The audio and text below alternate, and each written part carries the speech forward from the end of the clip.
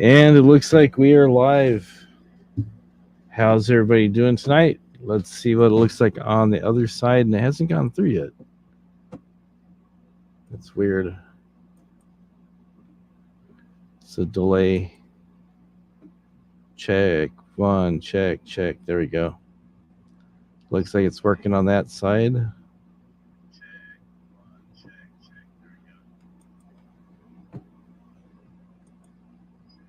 How many windows do I have open? There we go.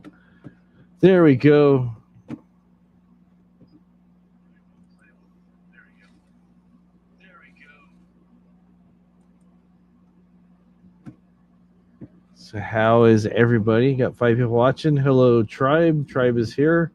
It's been a while since I've seen you over here. Turn that off so I don't get echo. Greetings and salutations. Where's my cousin and my Goomba watcher? I don't know. Got 8 people watching now.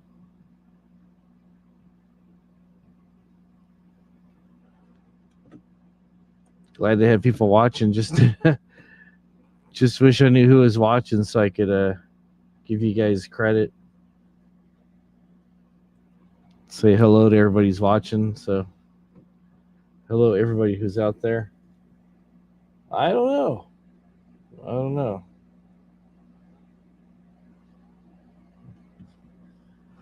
So, I know there's an online auction tomorrow, so maybe people are getting ready for that or something. I don't know. That I do not know. So we got record friends.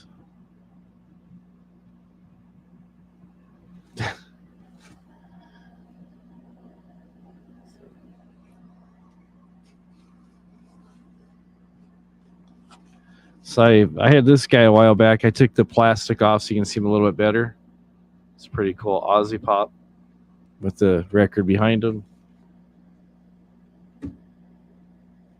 Then I just got this one in the mail the other day.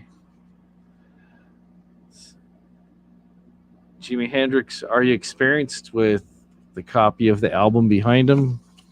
It's pretty cool. Hello, Side of Mouth Talker. Hello, Alan. Is that Alan Gold? I haven't seen that guy around for a while. Hello, Alan. Hello, Side of Mouth Talker. Hello, Mrs. Frog. She's always here, minding the chat. All right. It's good to see everybody here. It's been a while. Hello, Hyper. How's it going? You're going to call me in 5 minutes? All right. Call me in 5 minutes, then, I guess. I don't know.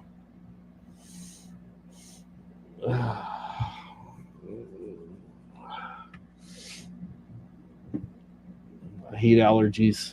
I'm always fighting allergies after your PTO play. There you go. Enjoy your PTO play. Put Tribe on panel. He never panels up, so it's all right. I mean, not everybody panels up. I mean, sometimes people do, sometimes people don't. So, you know. Let me put this up here. There we go.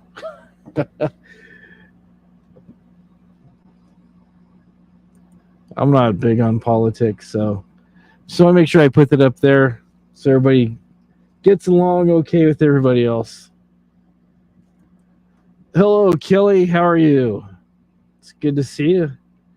Usually I'm hanging out in your side chat. Now you're here.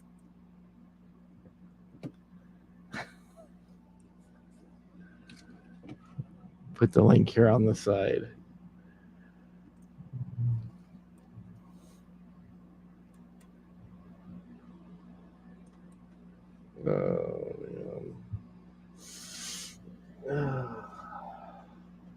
Put the link on the side.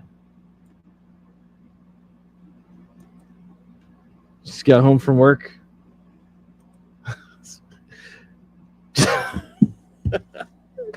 I just said no politics, and we talk about proposed gun legislation. There you go.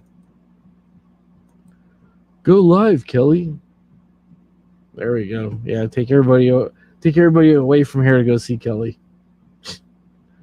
You guys.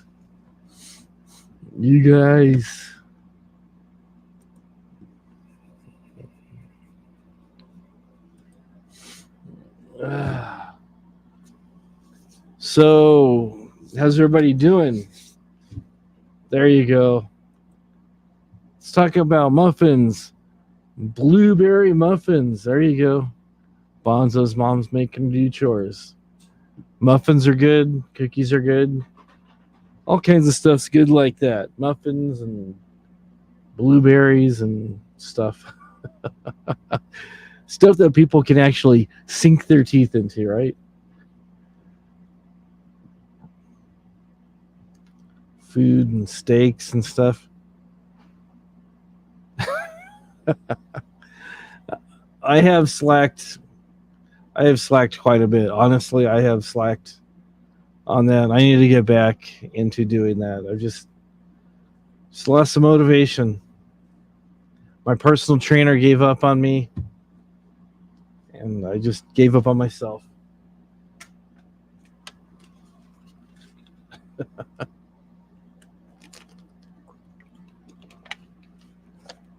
I was doing pretty good too.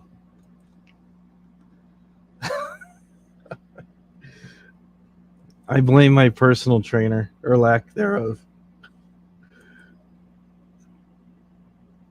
The Hotel Continental. Yeah, I do need to get back to walking.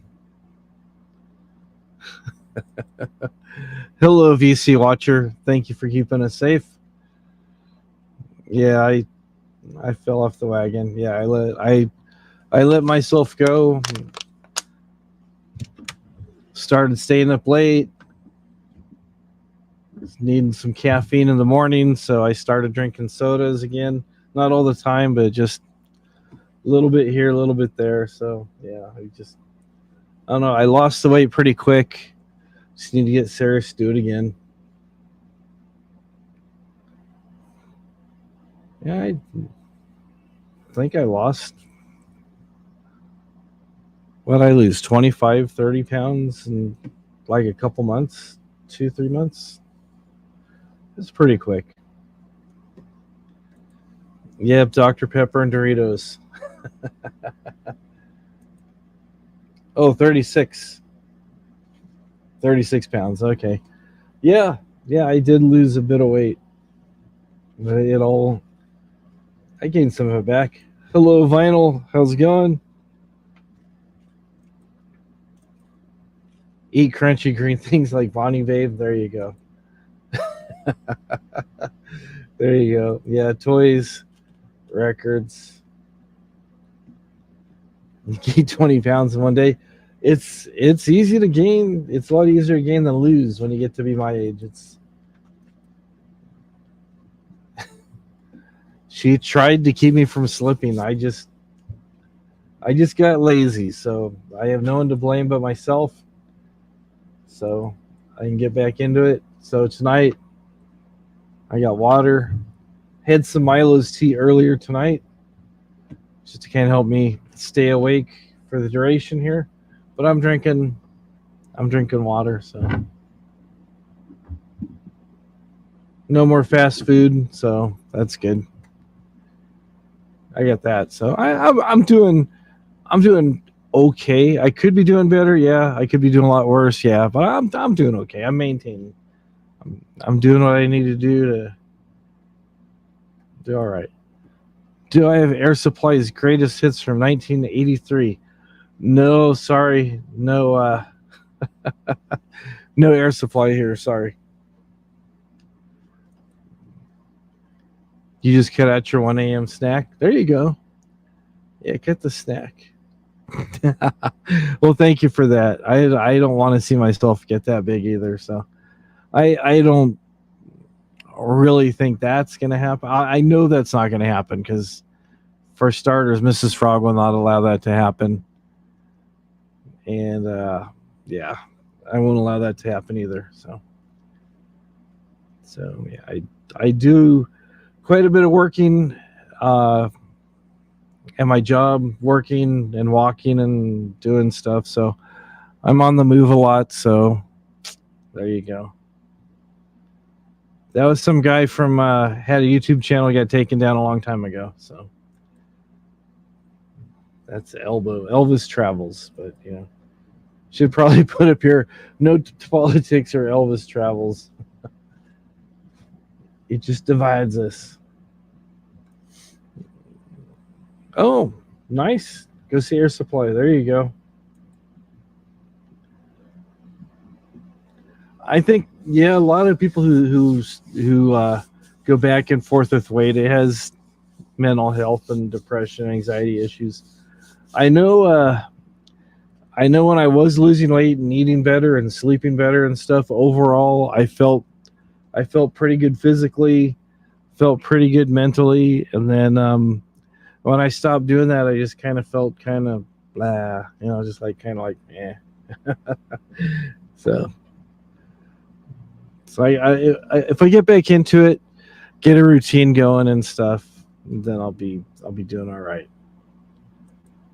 Yeah, the Lisa Marie or the Queasy Marie, yeah.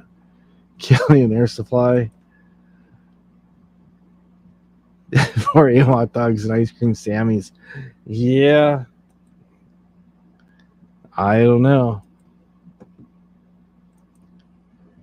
Yeah, she doesn't want me to have a heart attack. So I need to get back into doing stuff. I was just kind of walking, gradually increasing my speed and stuff, and doing some light weights and stuff. Not too much crazy stuff. So I was feeling a lot better, like she said. My mood was a lot better, and just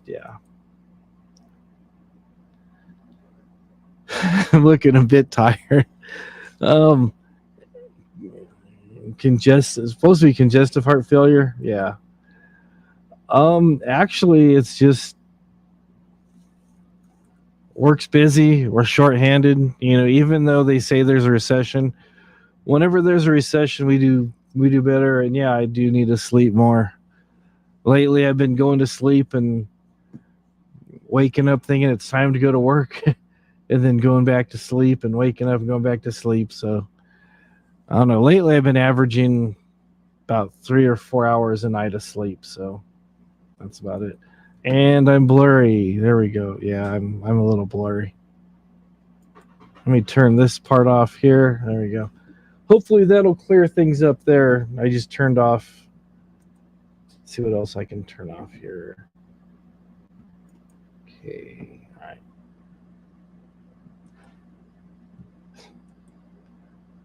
Yeah, it definitely helps your mood. Tony's No, I'm good though. Honestly, I'm good. Thank you for the offer, but I'm doing well. I am doing well. It's better. Okay.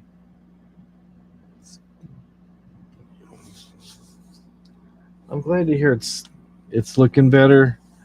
I'm feeling better. 14 people watching. Yay. So don't forget to join the member. Just kidding. You got 3D glass. You got the 3D glasses for what?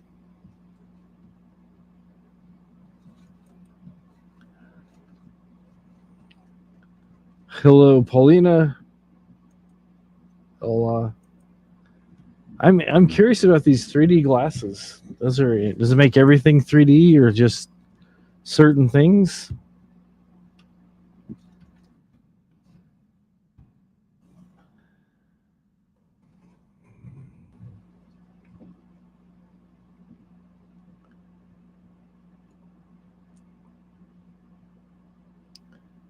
Do your 3D glasses work with everything, or does stuff have to be printed in what is it, red and green, red and blue?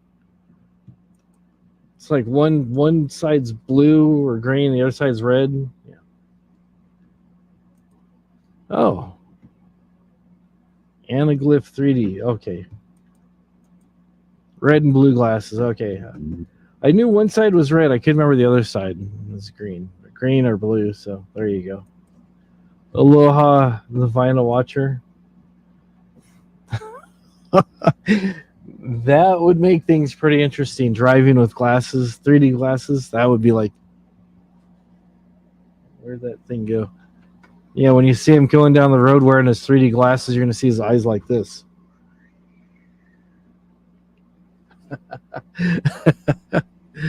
Oh, man, that's crazy. That is too much. Look at that.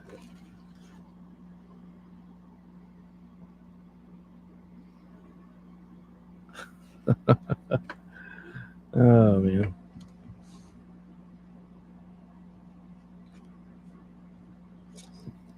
These things are pretty cool. These little lenses here, you can get them and you can like magnify things.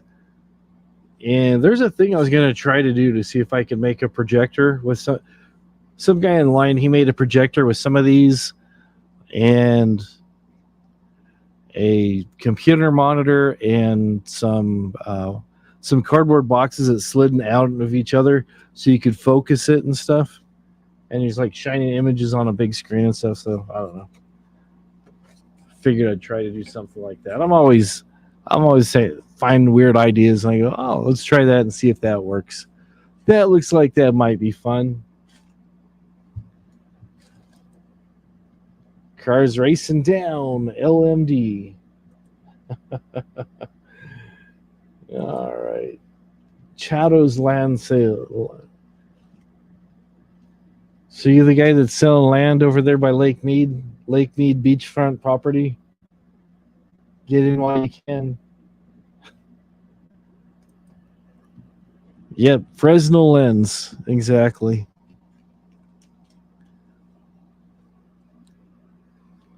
And these are pretty handy too. Like if you need a magnifying glass, you can go like if you're out in the woods, you just pull this out of your backpack, start a fire with it. If you're trying to start a fire, I mean, you don't want to just randomly start fires out in the woods because that's just reckless behavior. But if you need a fire to cook or keep warm or something, you just pull these out. Yeah, credit card sized ones work in your wallet too. Someone here is living up on a houseboat. All right. Who's living the boat life? Who's living the boat life there? So you can read labels. I'm starting to get to that point if things are really small and if I'm really tired, it's like they're like double images sometimes. It, really, really small writing, it helps. So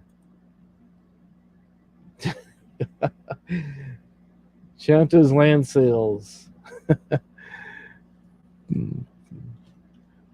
Donate $2.22. Senator Manchin.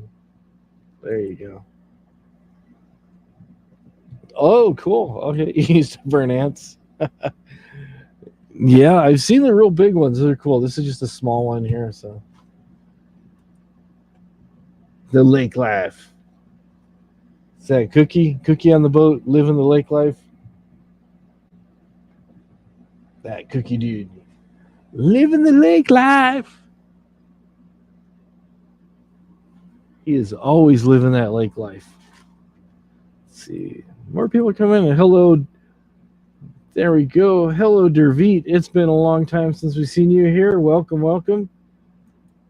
Jessica Rabbit, welcome.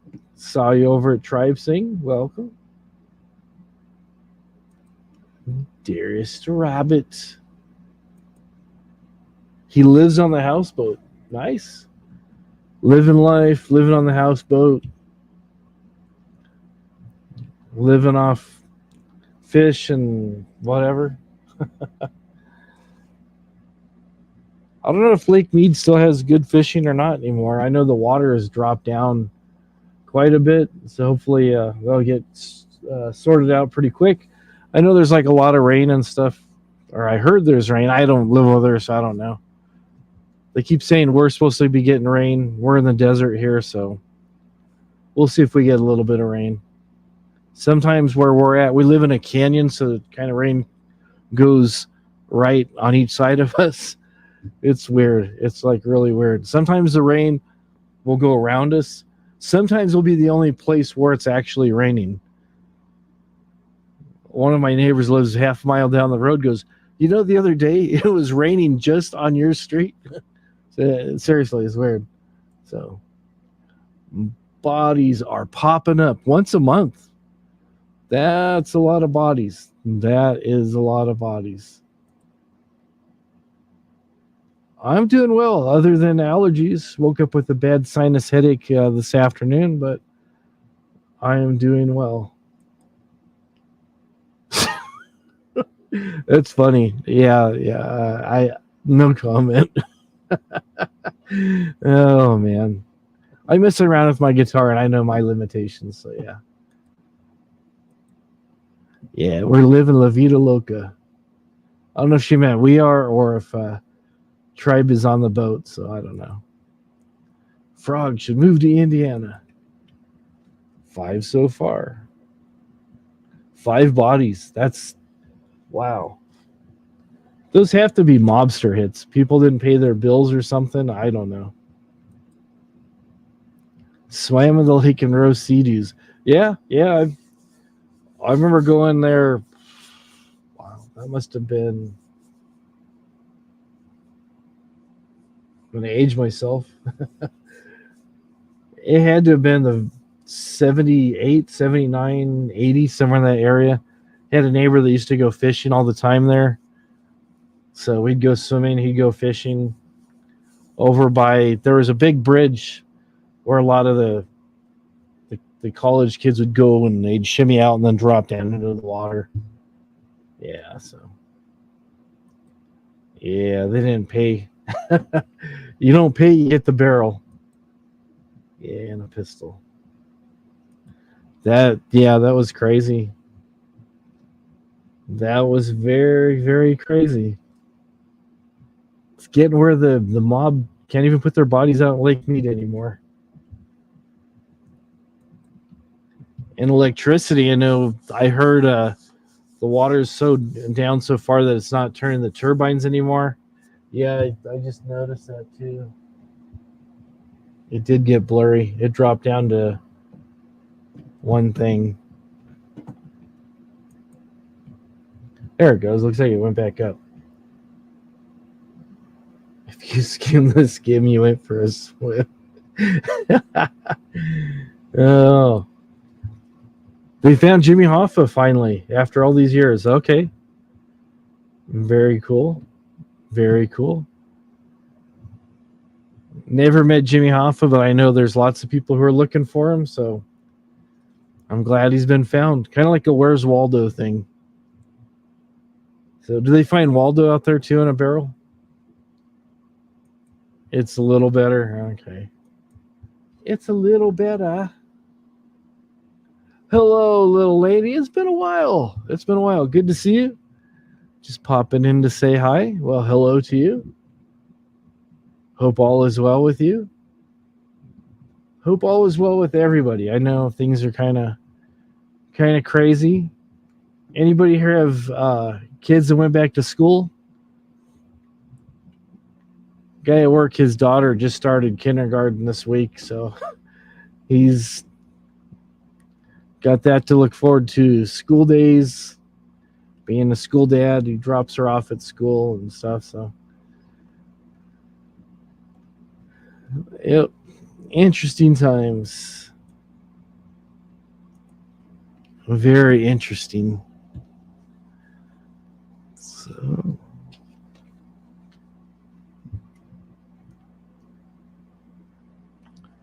and I guess we've got a holiday coming up in a couple weeks, right?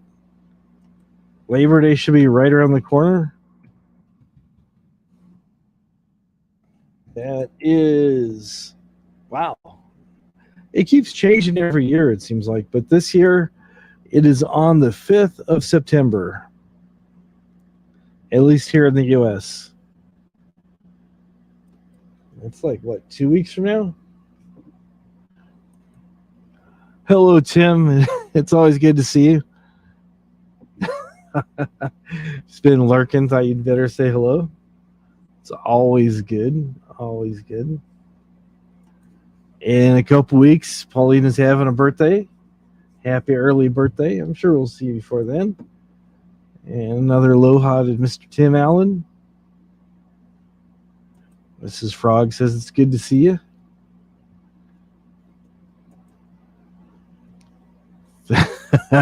Three more weeks of hell heat, maybe 4, maybe 5. Yeah. It's see, you never know.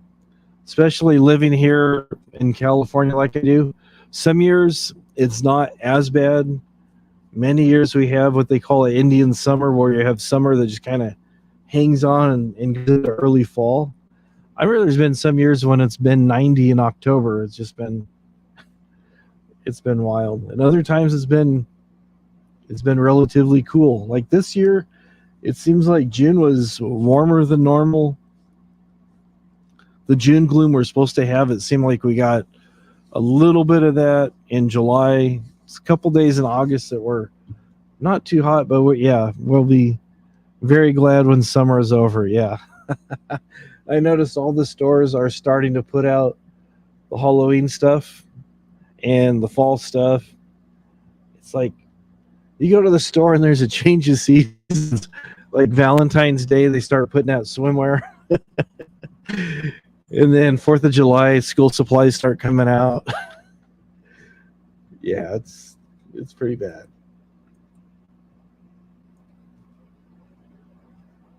Heroin cafes?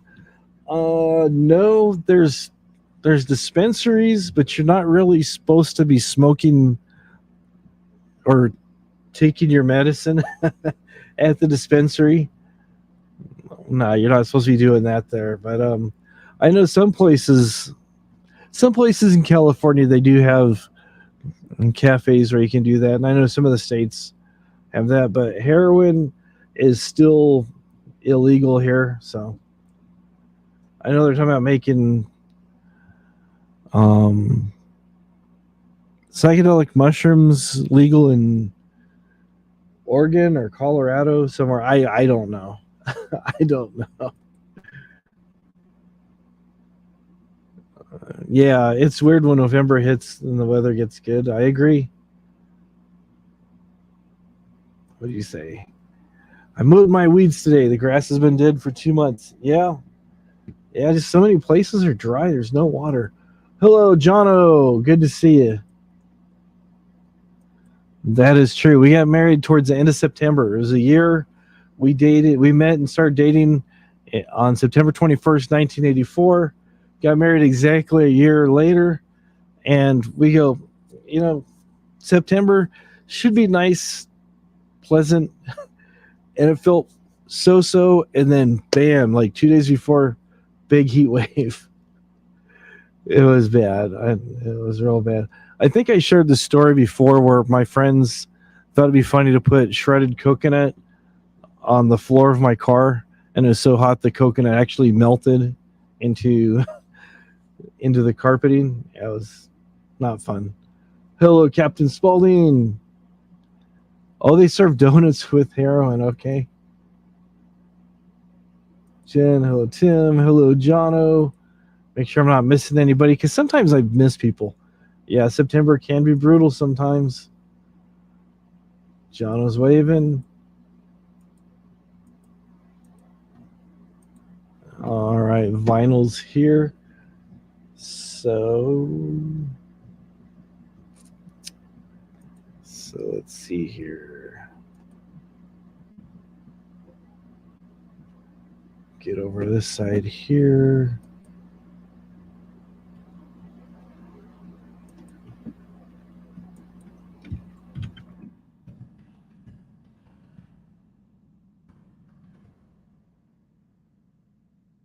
Yep. Anybody have any plans for Labor Day? I know I brought it up. I'm not sure if people are planning on it. Maybe just staying home. Maybe you guys are going somewhere. You dated your ex-wife 20 times longer than you're actually married. Sometimes things things go that way. So catching up on Stranger Things. All right. I've heard it's a great show. I actually have season 1 right here. It looks like a VHS tape, but it's the DVDs. I actually have 2 of these because I lost one and then I bought this one and I found the other one. I still have only seen the very first episode. So I got catching up to do myself. But I've heard of it. It's a from right here it's a pretty cool show. So yeah, our car smelled like suntan lotion for a year. Yeah. Still okay, yeah, you're in good company. Still watching the first season. Mr. Hallmark. Labor Day. Our Labor Day is September the 5th this year. Sometimes it's been like the very first day of September. Sometimes it's been, I think, I want to say as late as like the 9th or something. I always thought it was like the first week, but sometimes it's like later on. So this doesn't get the Hallmark thing.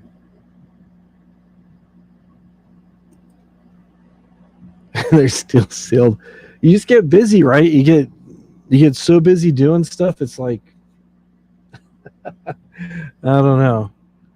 Never seen it. Your family watches it. The episode the only episode that I've seen so far, the very first one, I liked, but just between hanging out with people on YouTube and doing work stuff and stuff around the house, I think I watched it cumulatively over like 3 or 4 days. Same thing was true with just about every movie I've tried watching lately.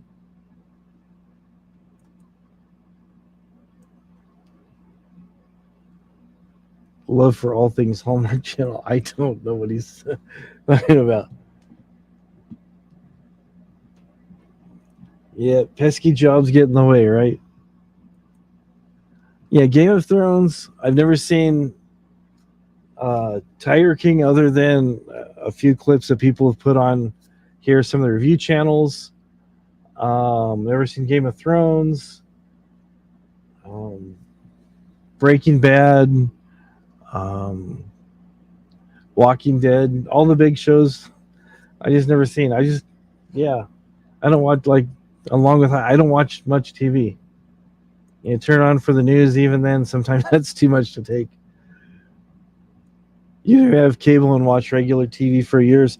Yeah, we got rid of our cable. We cut the cord, like they say. Oh, it's probably been about 4 or 5 years. So we've got an aerial we put up on a pole. It's about 28, almost 30.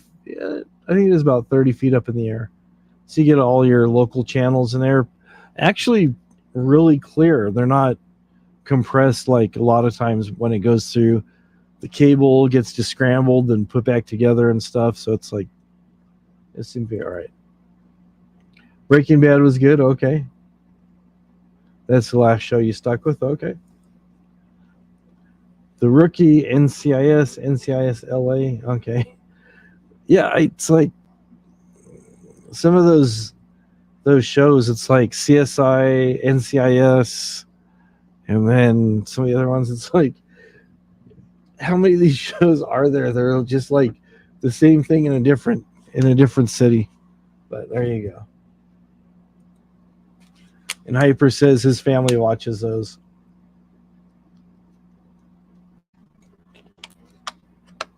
Which is good.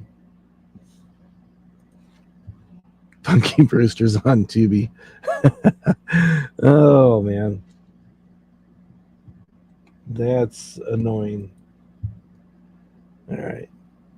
You watch as you're walking by or in a room.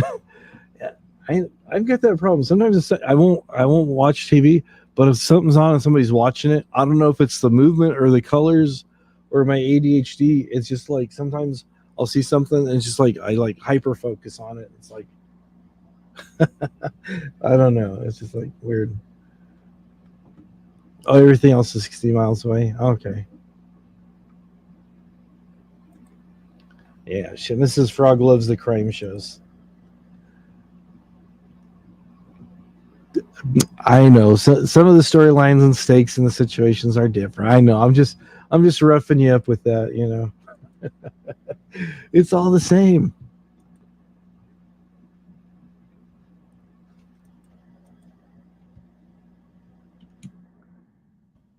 It's all.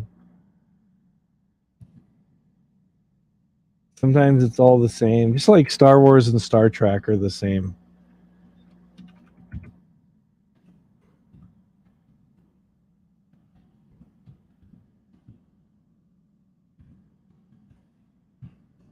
Yeah, it's yeah, them's fighting words. Oh, there you go. Try A Poncho Brutal YouTube channel. There you go. Oh yeah, thank you for asking. As far as I know, it's all right. We got to leave work early last Friday. Um, and I guess I got the situation taken care of. And it's weird. They're talking about a giant explosion. So rather than detaching the cars and just kind of isolating this thing by itself, they just left it with all these other train cars all around them. I thought, wow, if that thing blows, you've got like all this other metal. It's just going to turn into shrapnel and go everywhere. So.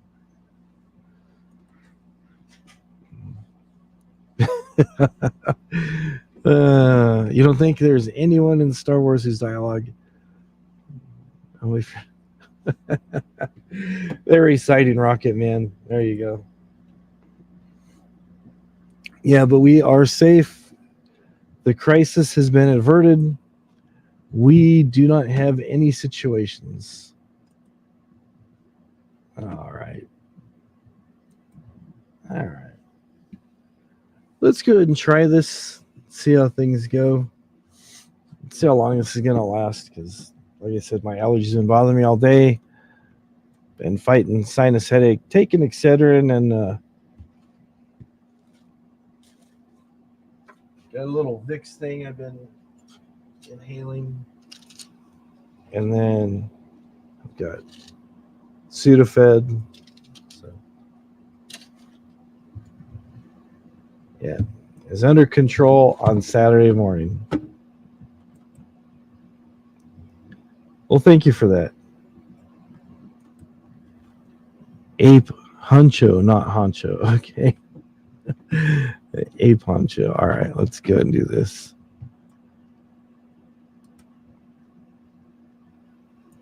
All right. So let's go ahead and drop this. Put the link in the chat.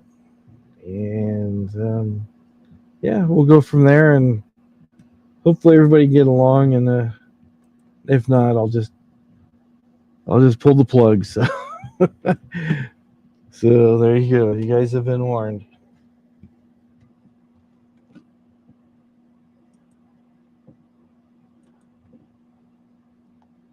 It's Labor Day. What's the thing about Labor Day? You can't wear white after Labor Day, or you're supposed to wear white? I don't know.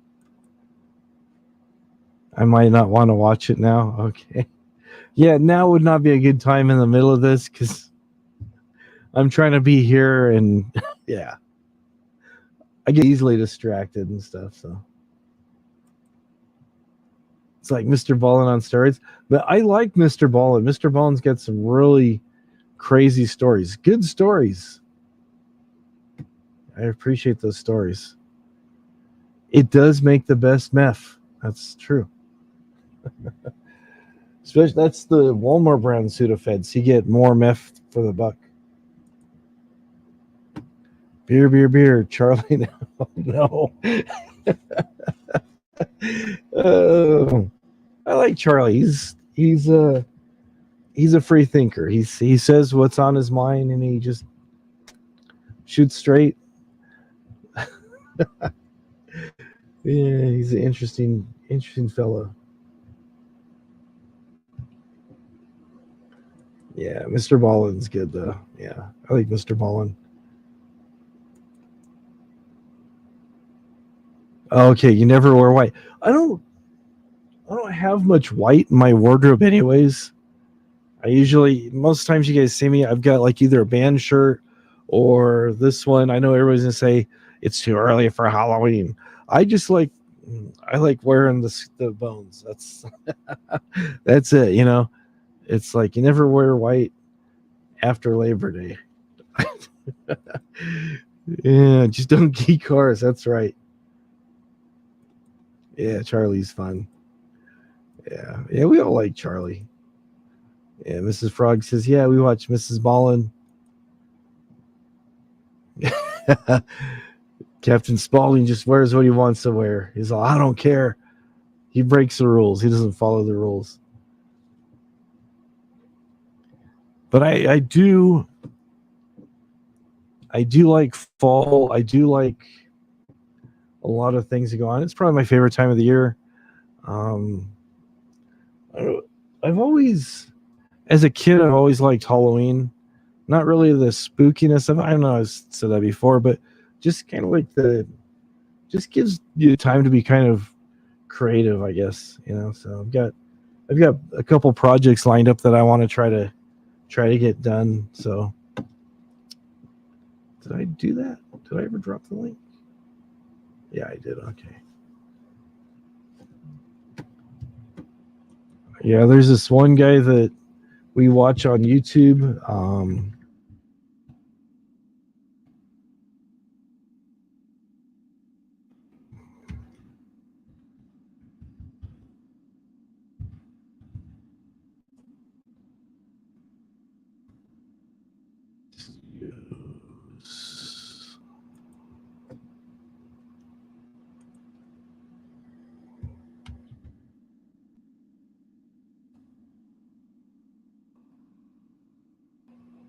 Let's go here.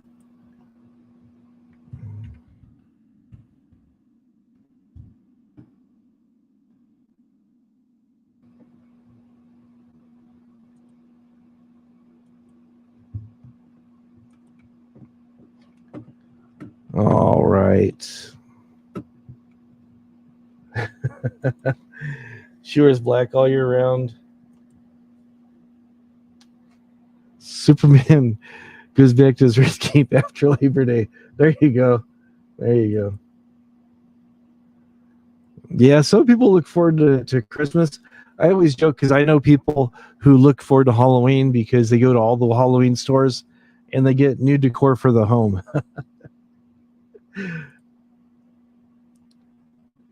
Yeah, down south, the allergies are bad. We have, there's trees in our neighborhood, cottonwood trees. Oh, those are brutal, brutal, brutal, brutal. They're always like year round, they're putting out pollen, and it's just like, oh, my head just gets so stuffed up. Vinyl's like goes right down the middle. I wear gray all year round. Yep, there you go. Goes with your black car. Halloween. Yep. But anyways, like I was saying, I've got a new project I'm going to try to attempt. And I wish I could take credit and say it was my original idea, but it's not.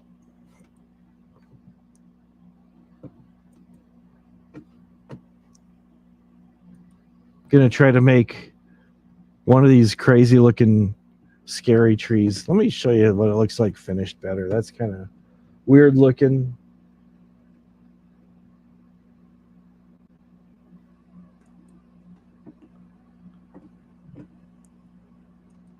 That looks a lot better after it's been painted and the arms have been decorated. So looks pretty cool. I like it. So anyways, this dude's pretty creative. So let's see what am I missing. Jack.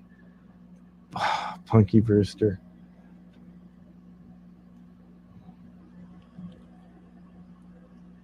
I think our son tried watching that show once. I think we're flipping through the channels and I don't know who said it first, either me or Jen. Go, nah, this is too annoying. Too annoying.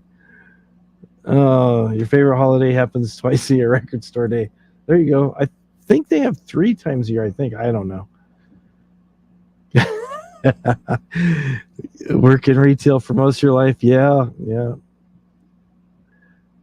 I get that. Hey, Jack. I haven't lost a drone, but you did find one in your yard. That's cool. You might be able to find like a controlling device or something if nobody comes by to claim it. That's pretty cool.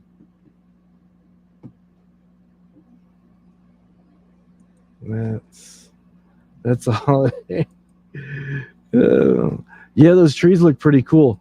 They're actually made out of like the floor matting, like you get at different stores to stand on.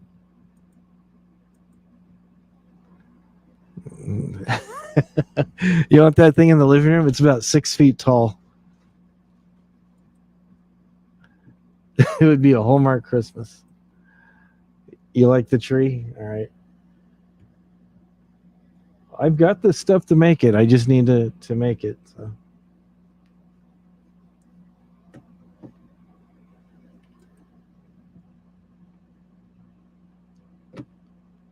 Propel.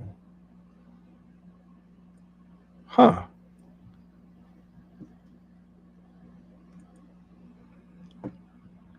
Yeah, that's a good idea. You might be able to plug the drone into your computer with a USB cable, and you might find out who owns it, or you might find that the owner was spying on you. Who knows? But hopefully you'll do that. So she says yes. Oh.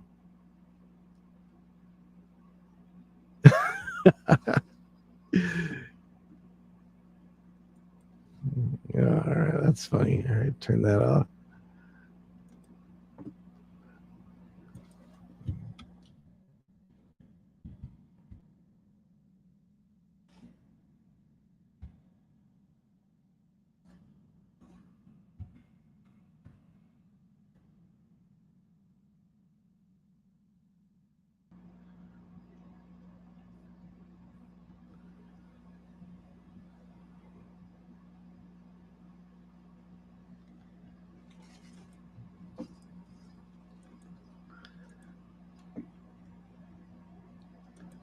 I remember somebody might have been trying to spy on you. Exactly. Yeah, that guy's got so many cool ideas. He's in Texas. I wish that guy lived closer. It's pointed at your house in the yard. Wow, that's crazy. Serial killer. There you go. Facing your house. Wow. There you go. Yep. Oh, you put it on the next door site but nobody claimed it? I guess finders keepers now. Yeah, send it to Opera. There you go. Amazon wants their drone back. I remember, was it like 5 years ago or something?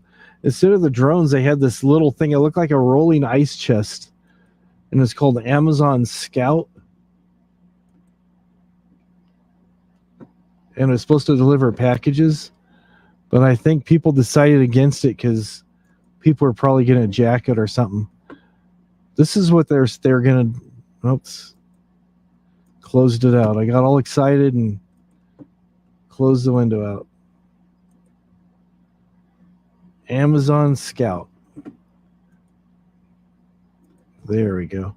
It was supposed to be the big thing, but you'll see it looks like it's kind of like a small mini ice chest or maybe like toaster or something. I don't know. Let's see here.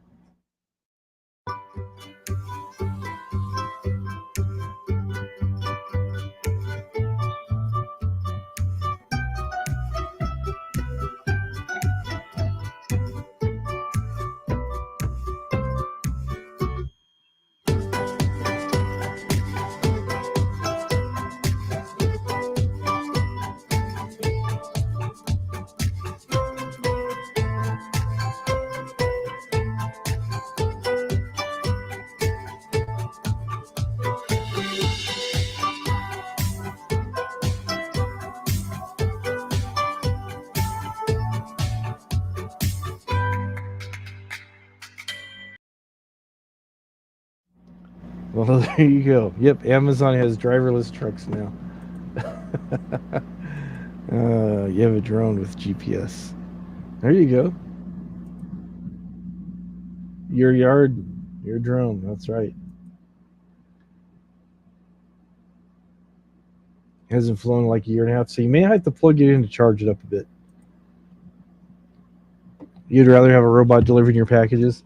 That almost looked like something that the local sheriff's department would have for like the bomb squad or something rolling by. But something like that, they can't promise quick delivery. You'll be waiting for like 2 days for the thing to roll down your street.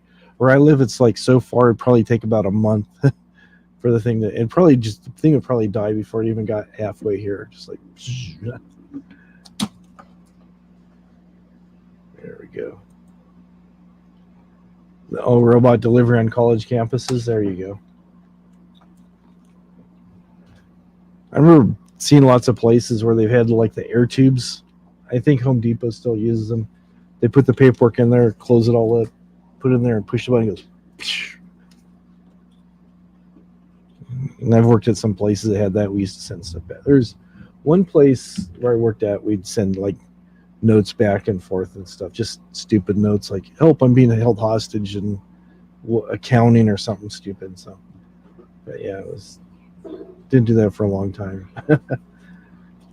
But yeah, I always thought it'd be kind of funny to put like a hamster in one of those tubes or something and just like, you know, have to get a helmet like a ping pong ball. Robot dogs that do surveillance for the NYPD. That's what I've heard. That's what I've heard. Hey, that's pretty good internet speed. That is pretty good internet speed.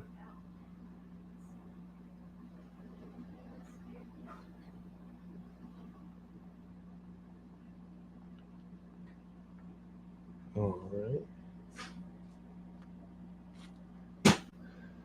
All right. That's pretty fast speed. Yeah. Yeah. You're on Frontier DSL as well. Yeah, it's isn't it wonderful? It's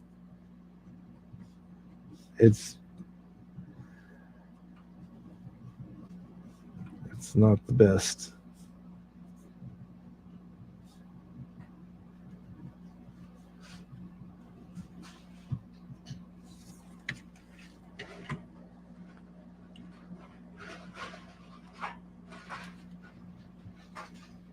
Yeah, it cuts out. Yeah. So yeah, I noticed like sometimes just watching my thing, I can see like the bars and it gets blurry. And Mrs. Frog will tell me, "Hey, you're blurry again. You're blurry." I'm like, yeah, I know. I can't do anything about it. It's the wonderful world of DSL. It is the wonderful world of DSL.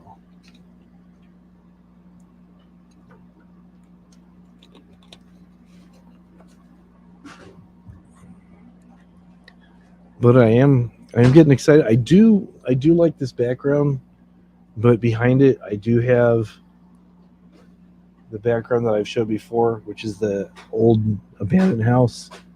And then I've got my lightning light. You're getting ready to upgrade to 1 gigabyte? That's pretty quick.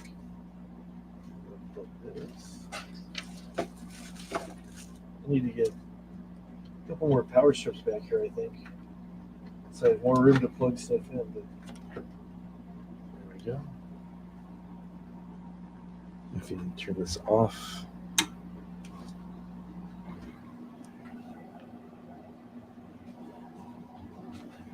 You can kind of see it. There you go.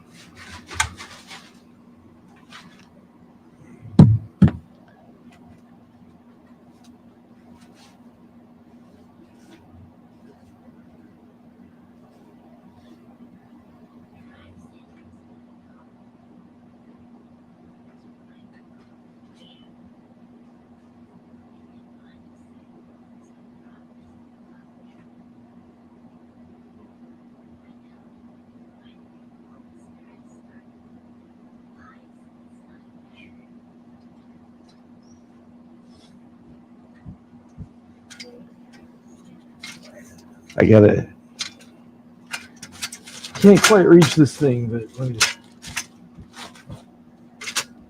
turn this on here.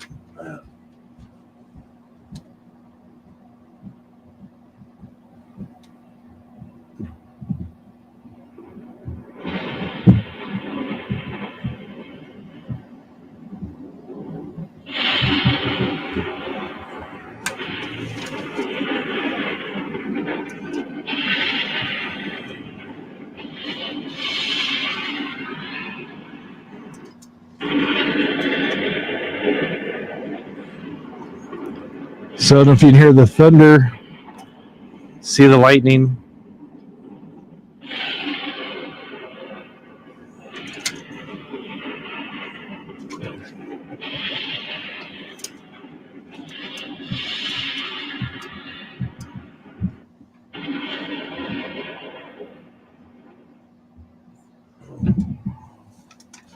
Sometimes I just leave the lightning going.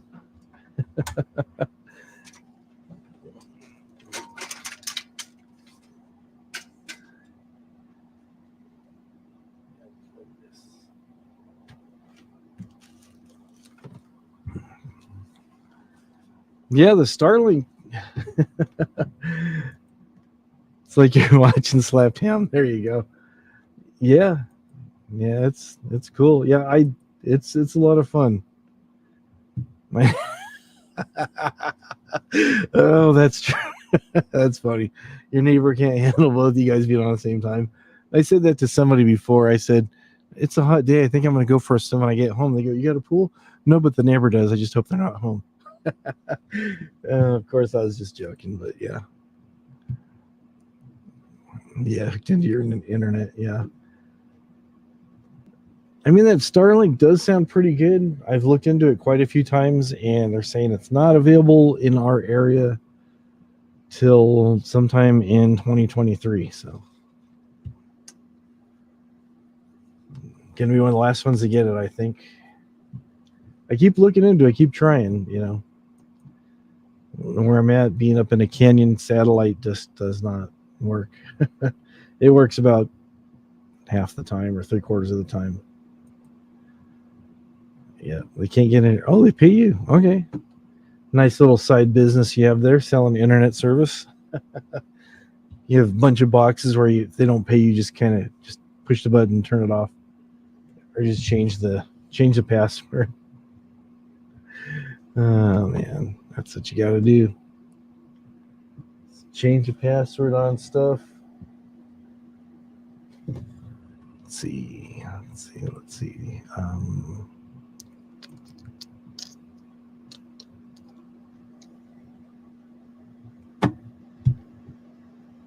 Yeah.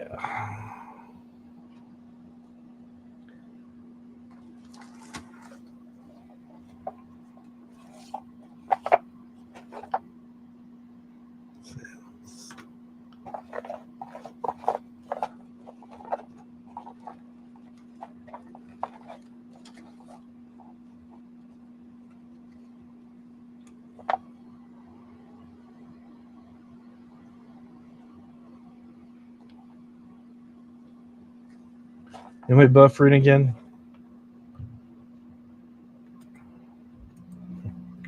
They don't load anymore. That would be nice. You have to pause videos till they stop buffering before they'll play. Yeah, I get that. It's gotten better, but still, and it's like a lot of it. I actually built a new computer a while back, and yeah, it actually worked better because before my old computer I'd do a video, and then after editing and everything was done, just to load it up from the finished video, to load it from directly from my computer, plugged into the router to get posted on the internet, a 5-minute video would usually take about 2 hours. And it's just like, what? Half hour of it, like, I think the longest one I had was like about 20 minutes, and that thing seriously took like 5 or 6 hours to upload. It was just ridiculous. And then I built this new computer. It edits faster, it loads up faster and stuff. But then even then, it still takes a while. Some things I like, if I have a video that I want to load up, I'll transfer it to my phone. I'll take it to work where they've got 50 gig, and I'll just go boop, and it's up in like 5 minutes, sometimes 2 minutes. Here it just takes forever. So even a landlord pays you $35 a month. You're rolling, man. You're rolling. You just shut it off. They don't pay. No. Okay. Maybe it means no buffering. Not on your end. Sorry, not on my end. Okay.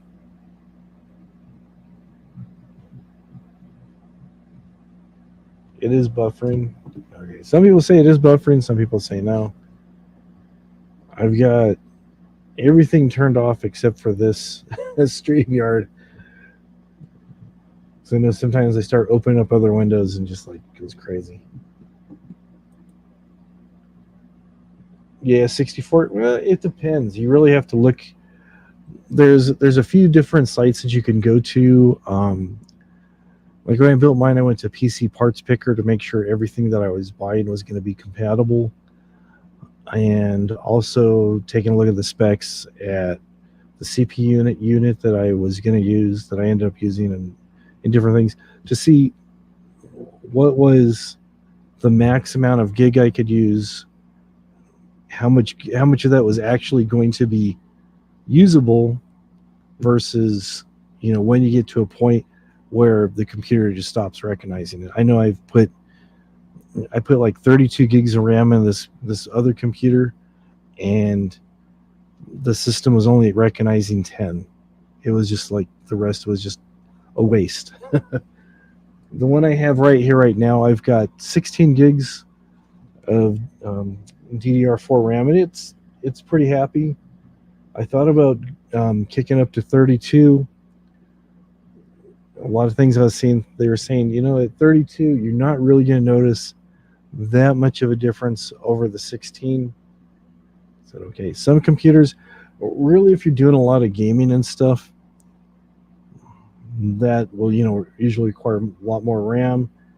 But, for doing like videos and stuff, really what makes your computer, like I found what made my computer a lot faster was going with the SSD drives rather than your traditional hard drive. And there you can get them like relatively cheap. My computer has one regular hard drive, two what they call the standard HDD drives, one solid state drive, and then my main operating system is on an M.2 drive, which is even faster than your regular SSD drive. It looks like a stick of gum. So, how much did I spend? I bought it bought about 3 years ago. Just bought it in bits and pieces and stuff, and altogether, I spent about 700. Was it the most expensive thing? Was the graphics card? And I didn't go for like the top of the line graphics card because I was just doing video editing and stuff, so I didn't really need that much. But it's pretty good. But having the SSD drive, yeah, and running on DSL, so sad. Yeah, I know. I had it mostly just for editing videos. And I noticed when I changed, because some of the green screen stuff I was doing, it was really hard to get it to track right. But then when I went to this other one, it seemed to be a lot easier, because before you're just trying to get it to do this and color grading and different things. It just wasn't working. So you have a slot for another one, okay? And you said that was a laptop or a desktop you have? Desktops are a lot easier to upgrade. The processor's a 12 core. Okay. Yeah, what is mine? I forget now.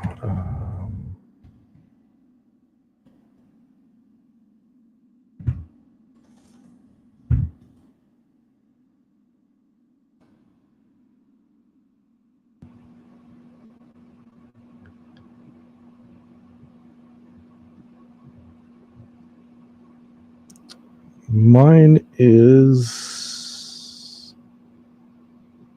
Yeah, mine's only 8 core. Yeah, when I built it, I bought an AMD Ryzen. It's a 2700X.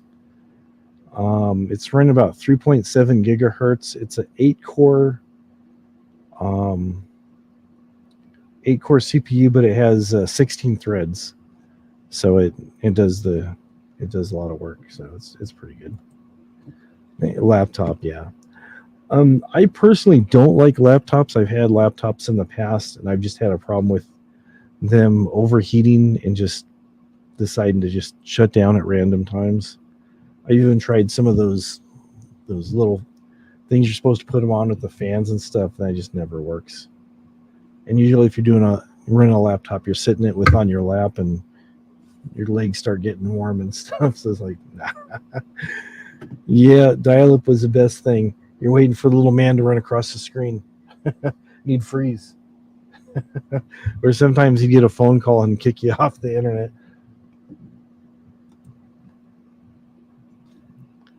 Yeah, I hope so. Because in the last 3 years or so, it was like right after I built mine, I waited and I bought a lot of stuff on online, Black Friday sales and whatnot. Yeah, right after I built mine, the prices went way, way, way up. And before I built mine, I bought a refurbished unit off of Amazon or eBay route. Yeah, I bought a refurbished HP off Amazon, and all the specs looked pretty good and stuff. And it said it was upgradable, and I wanted to put it in a different case, but the platform was different. It's most of your desktops is what they call an ATX motherboard.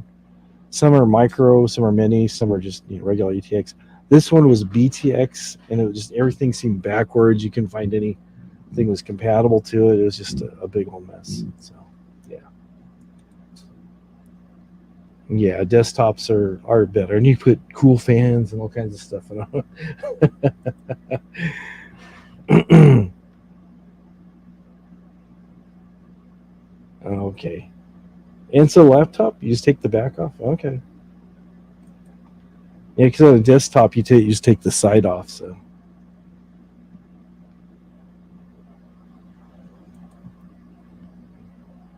yeah, just wait and just look around. Every now and again, places have sales. Newegg, Tiger Direct, Micro Center.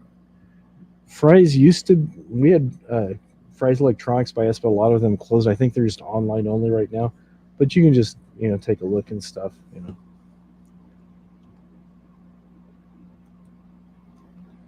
Oh, the bottom of it's just right there. Okay. Yeah, never get. Oh, your laptops never got overheated. Oh, okay. Yeah, I mean, some of them are better. The ones we had before, they're like HPs and stuff. They just, after a while, they just get hot. And then the batteries, you'd get so much battery life. So just tried running it without the battery in and just plugged into the cord and all kinds of stuff. But yeah, you wait till they come down in price.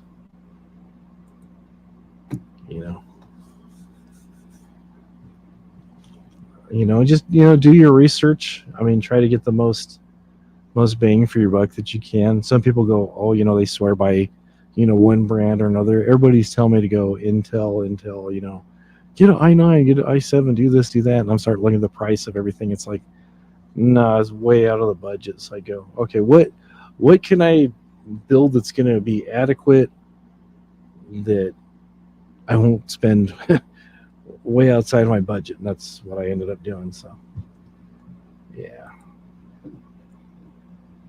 you have to remove the laptop to get to the memory. Hello, 167 Scott.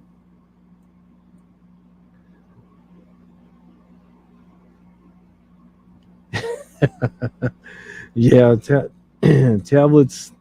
Sometimes tablets are okay, and other times it depends on what you're trying to do with the thing. Yeah, HP brand. Acers are good. They are able to upgrade. Yeah. You can fold it now. That's true. That is true. Let me see.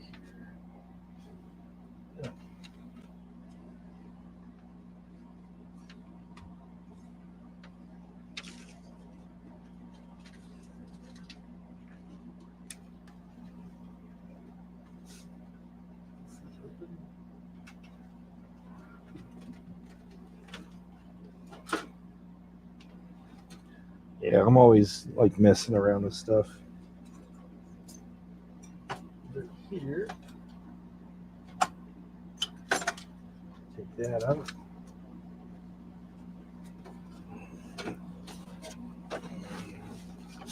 This is a desktop right here, and it's got a lot of room here, right here.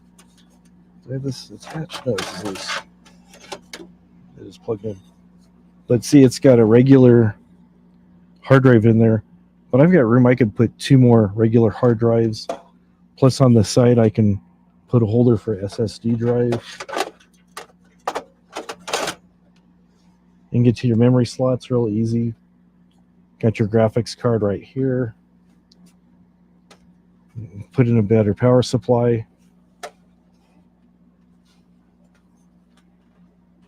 Yeah, I sound like a computer geek now.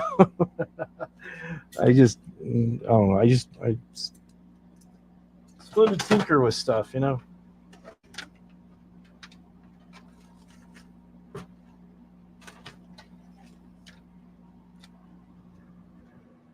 There you go. Okay. It works. You just never use it because you hate iPads. Okay, that's good. It's just a personal preference, whatever people like, Yours is like 400 something. Okay, it's not a bad price. Yeah, I was doing some stuff. I was got some pieces missing. Yeah, you're a computer geek. All right. Cool. So yeah, just figure out what you wanted to do. Just, plenty of places online you can research. First thing I did is I looked to see what I was going to use for a CPU. Started doing some price shopping, and what motherboard used. Like I said, PC parts picker, and just went from there.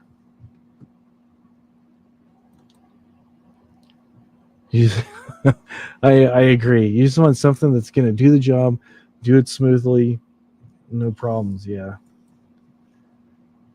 Wow, $3,200. Wow, for a laptop.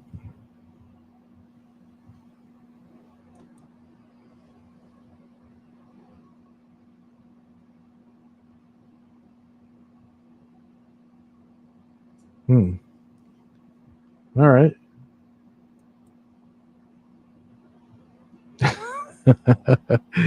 It must be a good one. Quantum speed. There you go. All right. Well, if it's working for you, keep using it.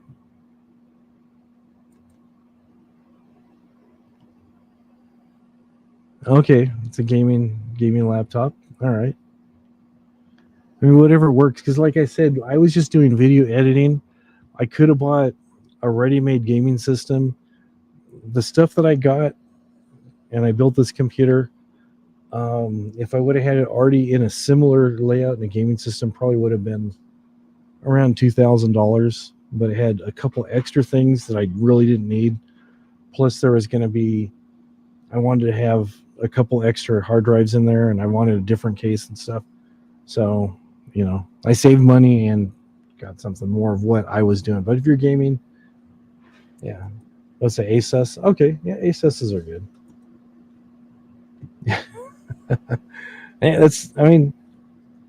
If you got a computer that's running fine and you don't need to, you just turn it off and on and get you online and get you here and there and what you need to do. Nothing wrong with that. Yeah, I built mine just out of out of being tired of having stuff that wasn't working. So yeah, that's more than you paid for your car. There you go. Yeah, build your own gaming system. It is true. It's fun too. You kind of learn as you go. It's kind of like Legos. Yeah, yeah, yeah. I thought it was going to be a lot harder. I got the pieces and everything was pretty much trouble free, and just like I said, I did a lot of reading up and everything, and got the thing up and running from putting the parts. The longest thing was getting all the parts together. But when I had all the parts together, assembling everything, and then installing the operating system was like 2 hours. So it was pretty easy. Hey, nothing wrong with that. I mean, lots of times people get tired of something, they throw it away, and if you find it and it works and serves its purpose for you, and gave it a new home. It's like adopting a stray puppy or something. It's just nothing wrong with that. It's free computer, right?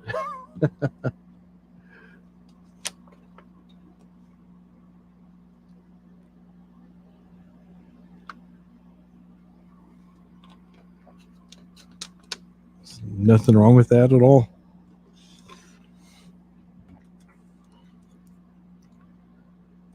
Dusty, how's it going? My computer is $350 with an upgrade memory, which was $120. Now you live stream, do new music shows, edit everything. Happy with it for now. There you go.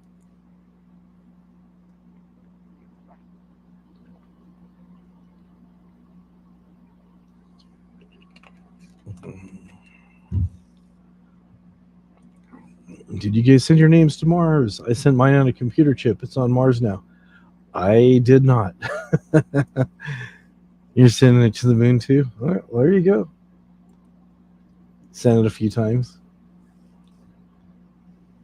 There you go. You have billions of miles. Do they offer like a frequent flyer program? Rack up all those miles and exchange it for like points for other stuff. Because that's what you need to do. You need to accumulate those points. Should be worth like at least a Slurpee at 7-Eleven or something. Boarding pass at NASA. There you go. There you go. Rack up those points. Do all you can.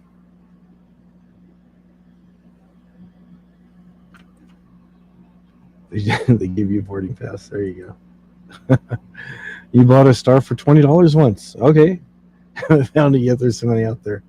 It's right over. Yeah, I think that's that one. Yeah.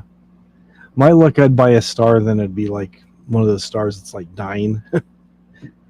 But then I wouldn't know because they're so far away than the way the light travels and stuff. It could already be dead. It could already be dead before you even realize it and stuff. So, yeah. Keep track of the miles. Oh, okay. I mean, hey, if they do stuff like that for you. Oh yeah, I was just joking, but I know sometimes people will have their name sent to like you said, to Mars or the moon or wherever and stuff, and it's just like you're like contributing to. It's like a fundraising thing or something for the project. It's like just a fun thing to do and stuff. Okay, so, but yeah, if they give you credit towards something in the future, that's even better. That is a lot better.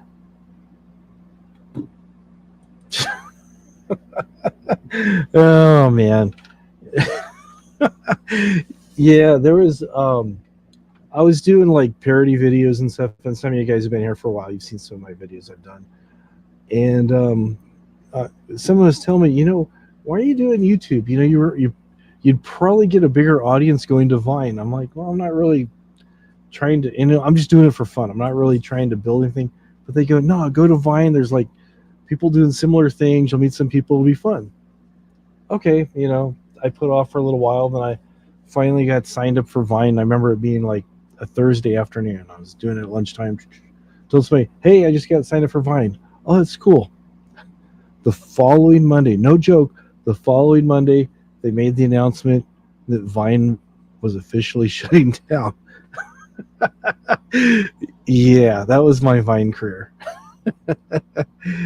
Oh boy. In 100 years, someone on Mars might read your name. They go, wow, I wonder who hypervigilance was. Must have been somebody very important. Might have been the mayor of some town on Mars or something. I don't know. I don't know. Everybody's saying.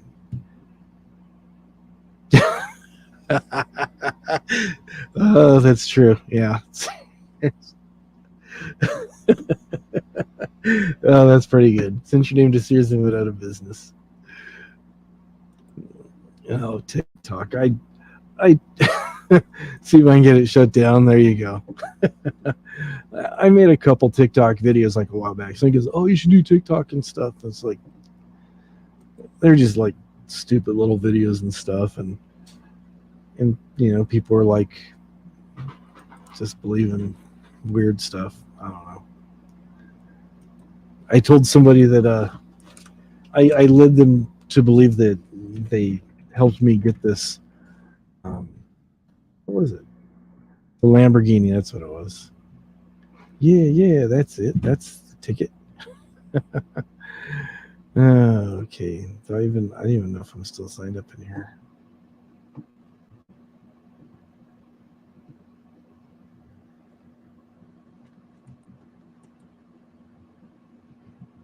Do I still even have anything saved? I don't think I have anything even saved in my TikTok anymore, do I? No, it doesn't look like I do. There you go. Toys R Us is making a comeback. That's what I heard. That is what I heard. Yeah, Toys R Us is an interesting story. Sometimes, at work and stuff, I'll have my phone and I'll find something interesting I'll be listening to while I'm, doing my work and stuff. And got my wireless earbuds in there, got the Bluetooth, so I'm able to move around and do stuff, and I'm not tethered to a computer or my phone or anything. So I do work. So I was listening to, they had a documentary. They're talking about how Toys R Us got started, and the guy who started it originally started selling baby furniture, and new families would come in and they'd buy the crib and all the changing table and all the other stuff, and people would ask, oh, I'm doing all this stuff, could you get a doll? Could you throw a doll in? Because my so and so is having a boy or girl, whatever. So they wanted a doll that was like the same, and they go okay, and sometimes they'd recommend like a teddy bear or something. So the guy who started Toys R Us goes, okay, yeah, it's a good idea. So, and it was real popular, so he started selling some, and then later people started asking if they had other toys available for sale. And then after a while, the guy, I forget his name now, but the guy who started Toys R Us, he was thinking, selling baby furniture, I just have like one big sale. But if I do toys, I'll have a lot of small sales, but it'll be spread out throughout the whole year, and I'll have repeat customers coming back. And eventually they phased out, after a short time, I forget exactly the amount of time, but they phased out the baby furniture line and just focused on doing toys. And then later you had like Babies R Us with the clothing and the furniture. They brought a little bit back in. But once the guy who started Toys R Us focused on just doing toys and offering a lot of toys and expanding what he was carrying, he was just making money hand over fist. It was crazy. Yeah, Toys R Us, when they started, they were actually cheaper than all the other places. And a lot of times they would lose money on certain items just to get people in the store, knowing that people would buy some of the other stuff. So they would have things that would kind of come in and do stuff. Yeah, Jeffrey the giraffe. Yeah, he was actually I'm trying to remember, he was actually part of the signage, or they had somebody dressed up or something to try to get people into the furniture store, and then later it became, or wait, I'm trying to remember. It's been a while since I've listened to the thing, but somehow it became a mascot, and he had people name the giraffe and stuff, and it was pretty cool. It's a pretty cool story. It was like really cool. You worked at Toys working overnight. What could go wrong, right? Exactly. Yeah, but see, and you remember, Jeffrey is one of those iconic things. You remember, you think of Toys R Us, you automatically think of Jeffrey the giraffe. And the guy who started it, he actually tried to make it look like child's riding to make it more friendly. Even came up with the idea to flip the R around backwards and stuff. So, just marketing. It's pretty interesting stuff. So, everybody's saying hello. Children's Palace, yeah, that was a place to get clothes. I think a lot of these businesses have just closed up.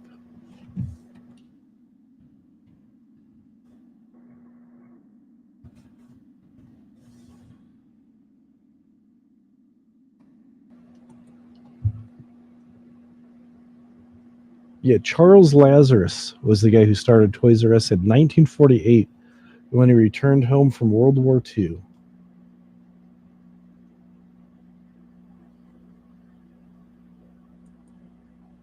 I think when it started, what was it? Yeah, True Kids was the name. They're doing business as True Kids, and then they decided to start selling just toys. It's pretty interesting. And then, they went through, they had, the rise and the big fall and stuff. So, and then what happens lots of times, people start a successful business and they start having problems, and then someone else will take over and then just run the thing into the ground. It's happened many, many, many, many times. Yeah, went out of business in 1994. Children's Palace. Oh, the mascot was a panda. See, a lot of these stores, they have mascots because people will need something to identify with. They go, oh, that's the store with the mascot. That's the store with this. You think of McDonald's. What comes to mind when you think of McDonald's? What trademark thing that they have? I mean, we know, the Big Macs and stuff, but it even has like a name. It's like McDonald's is known as the anybody.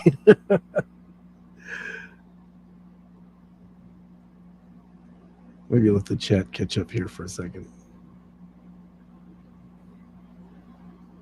Anybody know what the?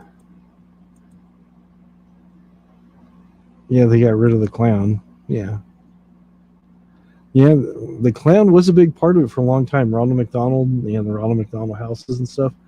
But I've heard lots of people refer, instead of saying McDonald's or Mickey D's, they'll say, "Hey, let's go to the Golden Arches," because that's what his name, and their logo is the M. It's like two arches and stuff. I'm blurry, sorry. But that's what they're known for. Wendy's, you've got the Wendy's girl on the logo that reminded Dave Thomas, who started it, of his mother, even though he was an orphan.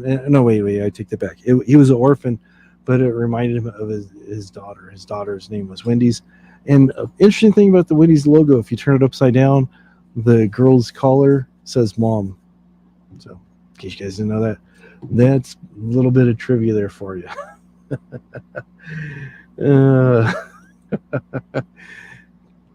Make you guys hungry at 1:30 in the morning. There you go. There you go. Yeah, my very first job I had, I was setting up tables at a yacht club in Maine during the summer. And then when I came back here, I was scooping ice cream at Thrifty's. And then in addition to doing that, that's while I was still in high school, I was working at Wendy's. So yeah, only worked at Wendy's for a little while, but yeah. Learned all the procedures, all the food prep, and, do all kinds of stuff. So it's going to be I was going to try to work into management because they made promises and stuff. If you learn how to do this, we'll make you manager, blah, blah, blah. Then after I started doing this stuff, they go, oh, we can't do that after all. So I'm like, oh, okay. So I found somewhere else to go to work. There you go. Now you want some fast food. Play that. Play.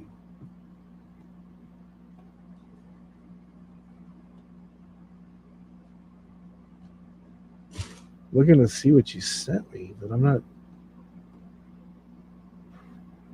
scrolling through the chat.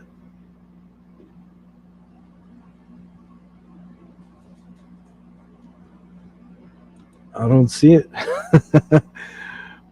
Yeah, that King guy was, yeah, kind of creepy. Yeah, Thrifty ice cream was so good. Yeah, when I was working at Thrifty's, they had the huge price increase. Huge. Everybody's like going, "Are you serious? Look at the prices of this ice cream now." And I'm like, it went from 15 cents a scoop up to 25 cents a scoop. It was like, I think it was like 15 cents a scoop and then 10 cents for each additional scoop. And then I was there, it just changed to 25 cents a scoop. And then it was like 20 cents for each additional scoop and stuff. So, and we're only supposed to be making triple scoops. There's a couple times when I made like quadruple scoops, and that was kind of, and then lots of times people just kind of like I watched some of the management people, they just do like real little, so it looked like it was full and they just kind of put on top and stuff. No, I packed that thing full of ice cream and made sure everybody's getting their money's worth. Yeah, so it's,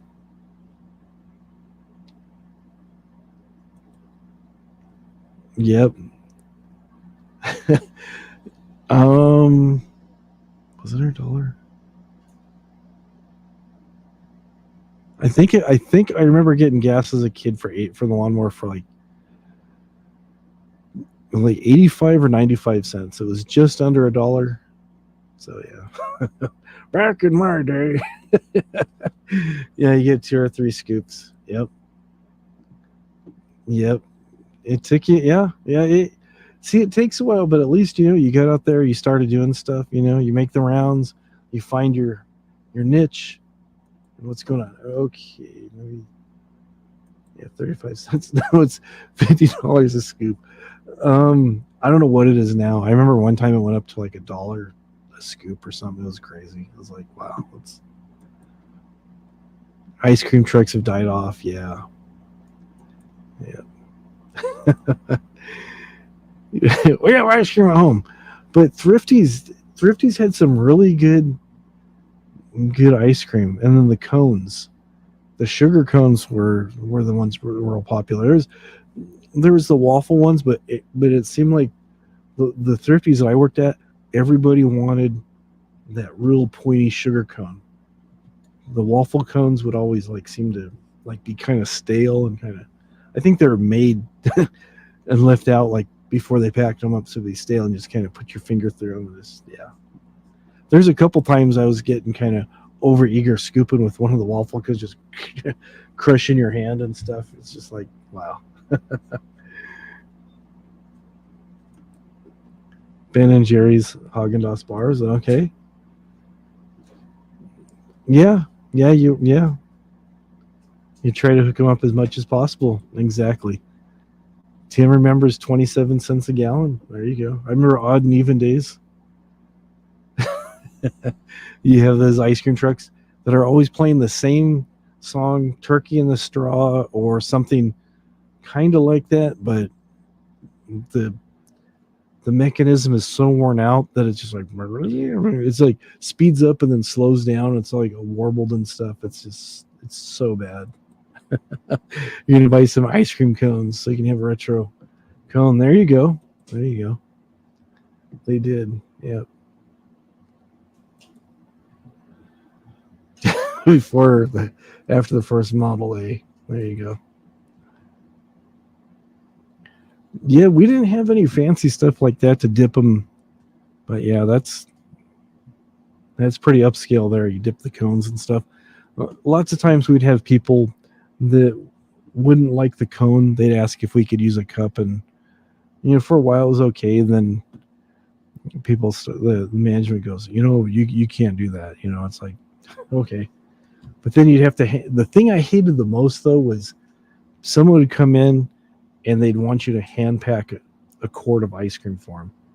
So you're scooping the ice cream, and there was a few times where I had somebody. The most I think I ever had to do was like 5, while the person's waiting there, just like, and pack it in as well as you can, and like, okay. But yeah, you can buy scoops. Really? That little scooper thing was pretty cool. You just kind of dip it in water, kind of push it in and twist as you go, and then pull it out and pull the thing, and it just like pushes it out. Nice big cylinder of ice cream.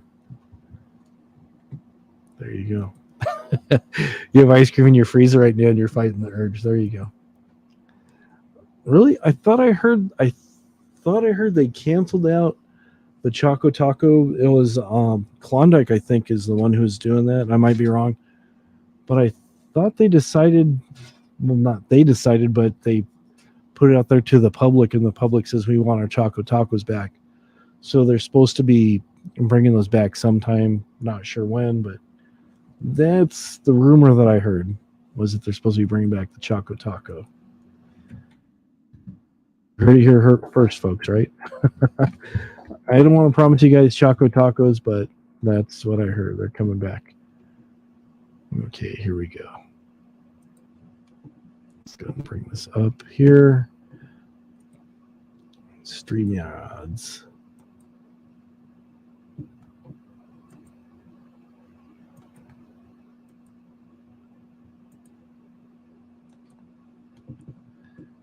Make this other screen bigger so we all can read it together.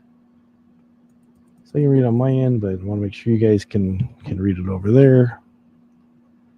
There you go. Yep. Choco Taco, an ice cream taco sold by Klondike, was officially discontinued last month. But as of August 8th, 2022, the Choco Taco might be coming back. People magazine reported that due to its popularity, Klondike is working on bringing the chocolate taco dessert back. The Klondike Twitter account has replied to fans' tweets and has confirmed the news. So that's what they're saying. It's supposed to be coming back. So people are getting excited. So, and on here it says you can make your own if you like. You get fudge ice cream, chocolate shell ice cream topping, and a bag of crushed peanuts. Use a waffle maker, make a waffle and shaped like a taco and stuff, and there you go. There you go. Make your own Choco Taco. All right. Where did I leave off? Okay.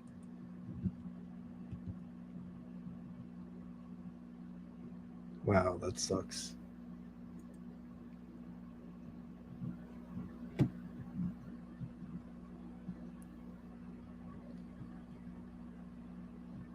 Oh, I don't know. That's just the article I found said that they're gonna bring it back. So who knows?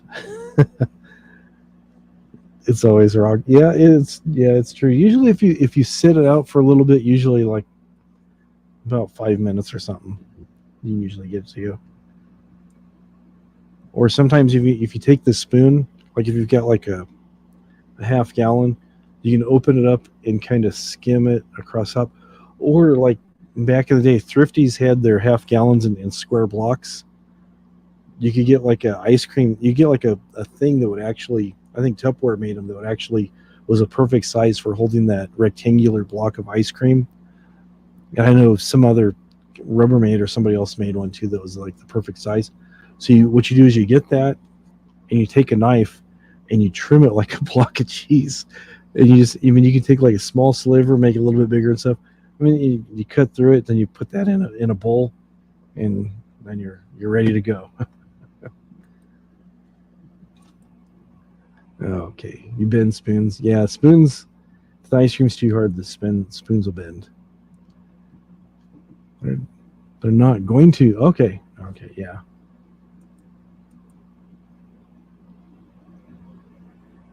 You want a butterscotch milkshake? Not. Okay. Oh, now. Okay, I got you. You used to eat them in the mid-90s. Okay.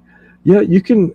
Yeah, milkshakes are pretty easy. We used to make them when I was a kid. You just get, your ice cream that you want, and your toppings and stuff. We usually do get the Hershey's and some milk and some vanilla ice cream, a couple scoops of vanilla ice cream in there.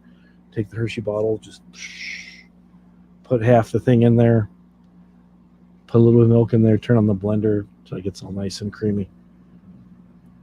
But you can do it with like all kinds of, cookies and cream, butter pecan ice cream, butterscotch. I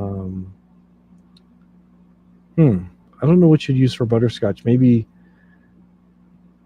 like a butter pecan, and then maybe crush up some butterscotch candies to mix with it or something like that. I don't know. But there you go, pretty tasty. Except the Otter Pops. There you go. If they come back, I will get some. They will be mine.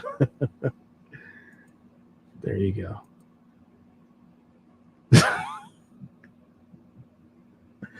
Oh, there's people that are doing that. I remember when Hostess decided to wrap things up. People were selling cases of Twinkies and boxes of Twinkies and ding dongs and all the other things. We're going for like crazy money. It's just like, and I kept telling people, they're going to be back. Someone's going to take them over. And sure enough, there was a company that did start making similar products. They're not quite the same, but they're good enough instead of paying $500 or $1,000 a box. There you go.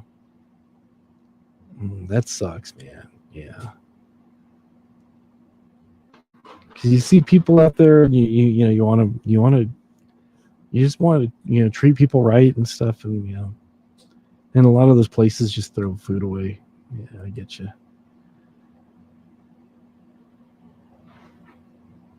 There, that's cool. That's cool you did that. Sorry you got fired though. The country's best yogurt. Yep. There you go. Had frozen yogurts. Yep.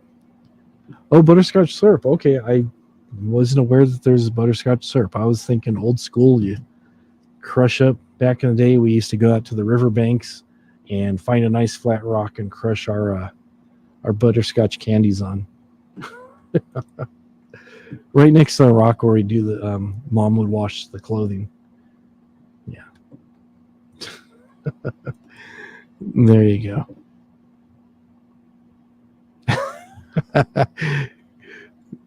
There you go.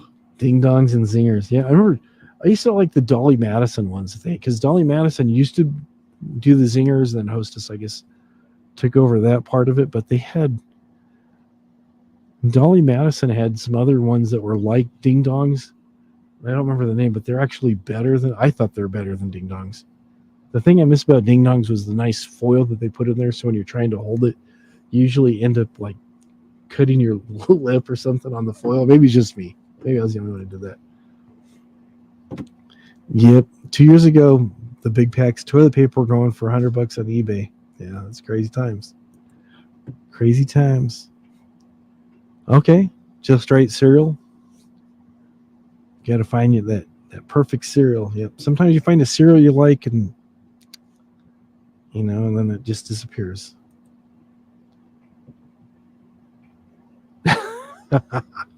You aren't bad materials because of the compliment. There you go. Yeah, Dolly Madison. Yep. And you had to buy Dolly Madison because they were the ones who brought the Charlie Brown Christmas specials and the Thanksgiving specials, and you wanted to support them because they're bringing you quality programs. I mean, did Hostess or anybody else make sure that you got to see the Great Pumpkin every year, a couple days before Halloween? No, it was Dolly Madison. Dolly Madison stepped it up and made sure that would be part of our childhood. Oh, not so long ago. Yeah.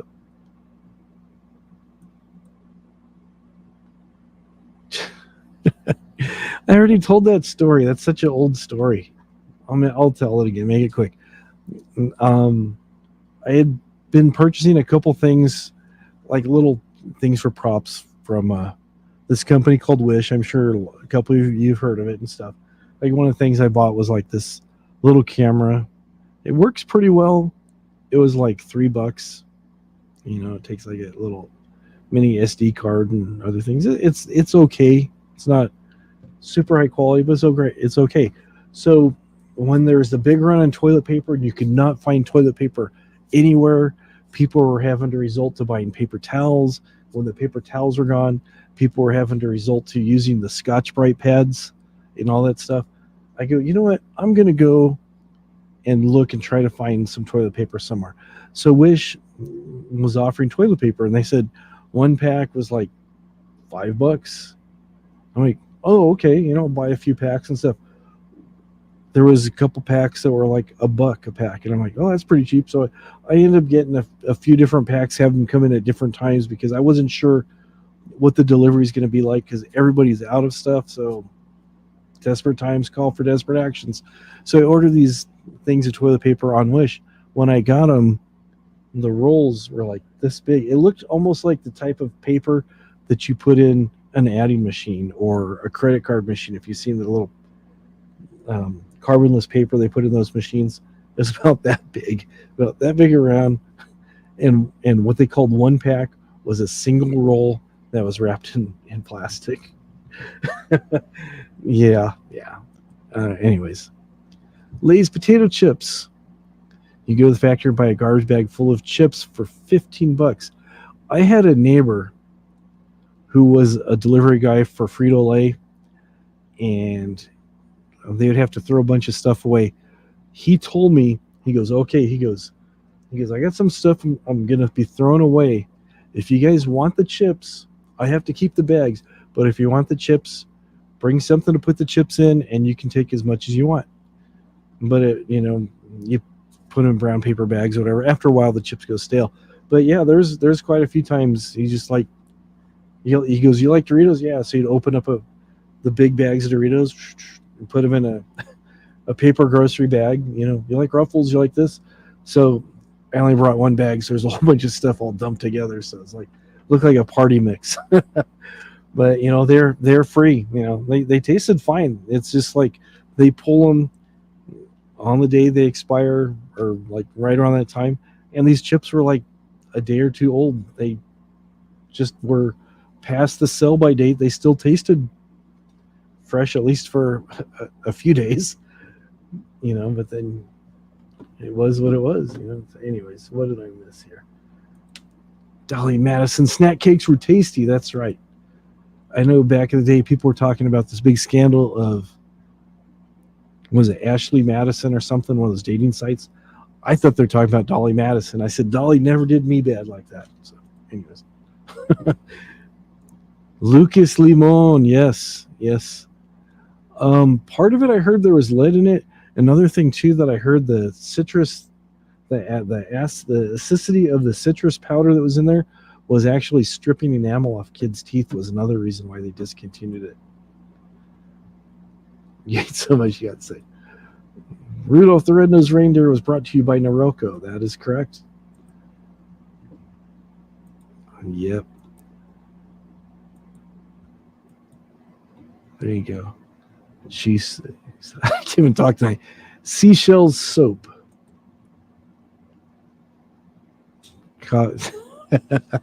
It's like you have a walk-in closet. Yeah, it's like when I go to Sam's Club, it's like I'll buy a bunch of water and because it's like now you never know when it's going to run out. I don't try to be like greedy, but I try to make sure that we're well stocked just in case. And then, that way if the neighbors are out or whatever, you have something to kind of barter with.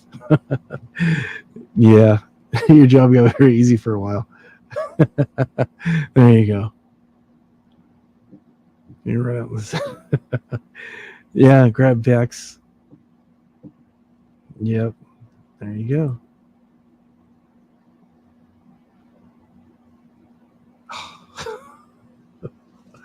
Oh man. Paper towels. Yep. Bags full of chips. Yep. George was a cool guy. The guy that delivered for Frito-Lay. There's lots of times where I'd have problems with my bike and stuff, and he'd see me like push my bike. He's like, "What's wrong?" I go, "Oh, my chain broke or something." He go, "Oh, bring it over here." So he'd take a look at it and say, "Oh, you lost the master link and put a new one in there or something." Or if I had a flat tire, and he'd put some air in there and stuff for me. So it was like, learned how to change bicycle tires with 2 screwdrivers and learned how to patch tires and stuff. So pretty cool. Hello, Lindsay Diane. She sells soap. Okay. Yeah. You just make sure there's not that great toilet paper shortage. I've never seen the Demolition Man. No, I'll take your word for it. Yep, you gotta. It's not as bad as it was. I don't really know why that people were just kind of going into panic mode and buying stuff and hoarding stuff but I don't know. Lots of people now have pantries and stuff, so I guess it's good for business or something. I don't know. I really don't know. You have to stop buying toilet paper. Yep. Now they're talking about everybody's getting bidets. I remember that was a big thing, like when toilet paper wasn't around. You can get a bidet, just do it yourself. It looks like a little hose that hooks up to where the water feed comes into the toilet, and then it looks like the thing for washing dishes. A little flexible hose with a little.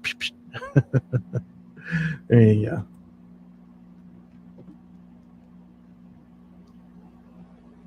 A potato chip come to your house, delivered chips, bread, and Dolly Madison snacks. Yeah, we had the for a while. One place we lived there was the Helms Bakery. And you had that. It's like almost like a steam whistle or something. His horn is like here. It's like, hey, the Helms man. Everybody like line up and stuff, and some of the stuff he's selling like donuts and stuff right off the truck, and then other times he's taking like orders and stuff, and then he'd come back the next week and deliver all the stuff that was ordered.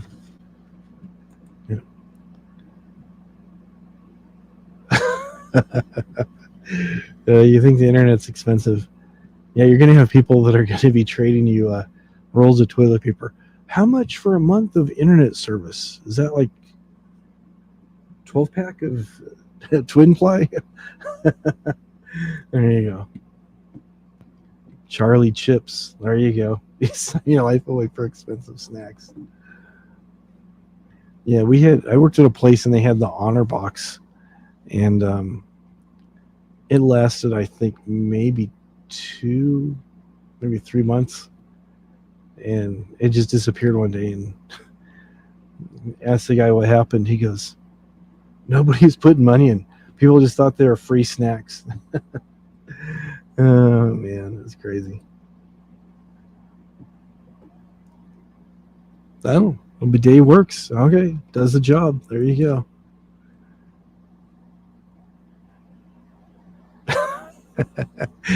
Your dad thought you were the bread man's kids. Oh, there you go. There you go. That's funny. I bought some Gringo Bandito hot sauce off Amazon the other day. No, man. Okay, yeah, he's the owner. Yeah. The Gringo Bandito. He's on the label.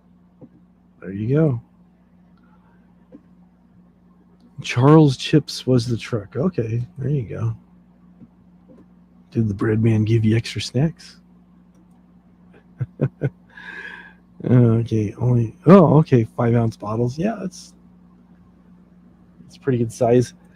Yeah, it's Friday again. It's like you blink and it's another week. $15 for 4 bottles. It's not really too bad. It's not, considering we're just talking about toilet paper, 12 pack going for like $100, and a case of Twinkies going for like $1,000 or something. So yeah, but it's a special hot sauce. Yep, used to love Charles chips. Since you were a chip off the old Charlie chip, huh? Okay, 2 super hot, 1 red, and 1 green. There you go. Yeah, I know some people love like super super hot stuff. I like stuff with a little bit of spice to it, but not super hot. Like I like, if I have a choice, I'll usually go for like a green sauce, kind of a medium. Yeah, so you get a little bit of the spice, but really a lot of more of the flavor coming through. Because sometimes you eat, I don't know, if you eat stuff. For me, I know if I eat stuff that's too hot, all I'm tasting is the hot sauce. There's the texture of whatever I'm eating, but the actual taste of the food, it's just like it's not there. So, yeah. El Yakutaka is your favorite hot sauce. Has some kick to it. There you go. There you go. Yeah, medium hot sauces. Yeah. Some of these things go, oh, this is like a Carolina Reaper or Ghost Pepper or whatever sauce. It's like, it's this and this and this. I'm gonna okay. There's more of it for you. Have at it. There you go. Yeah, off for bed. All right. Well, thank you for coming by. I know it's like the sun's probably peeking around the corner there from where you're at. So have a good rest of your day, rest of your weekend. I'm sure I will see you somewhere around tomorrow sometime. So sleep well. Everybody's saying goodbye. So yeah. I was gonna get some new trivia cards because the ones I had, we used all those up. Didn't quite make it. So I will pick some up when I'm out this weekend, and I'll have some trivia cards available for next time because people seem to kind of like that. I think they had fun with that. You're a Tapatio man. Your Tio Ernie's on the label. That's what your mom used to tell you.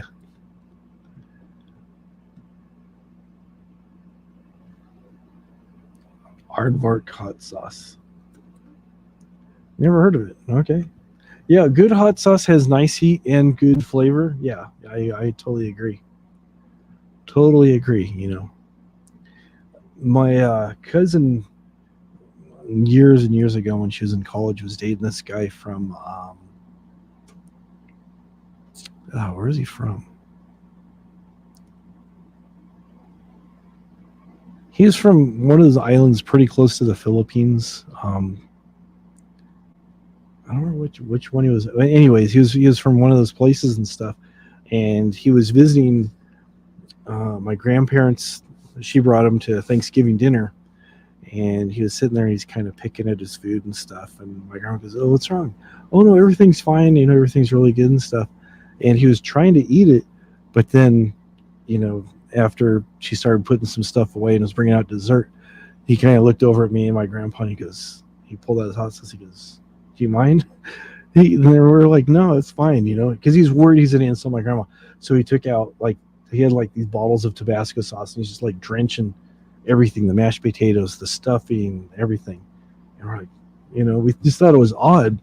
And he goes, "Yeah," he goes, "we like hot, spicy foods, but when we eat food, we just really enjoy the texture rather than the actual flavor. They get the flavor from the hot sauce So I thought that was interesting. But I prefer the flavor and texture rather than just the texture. So I don't know. It was a weird thing, I guess. I don't know. Food fetishes. Yeah, it's 2:00 here in Cali, 207, 208, 209.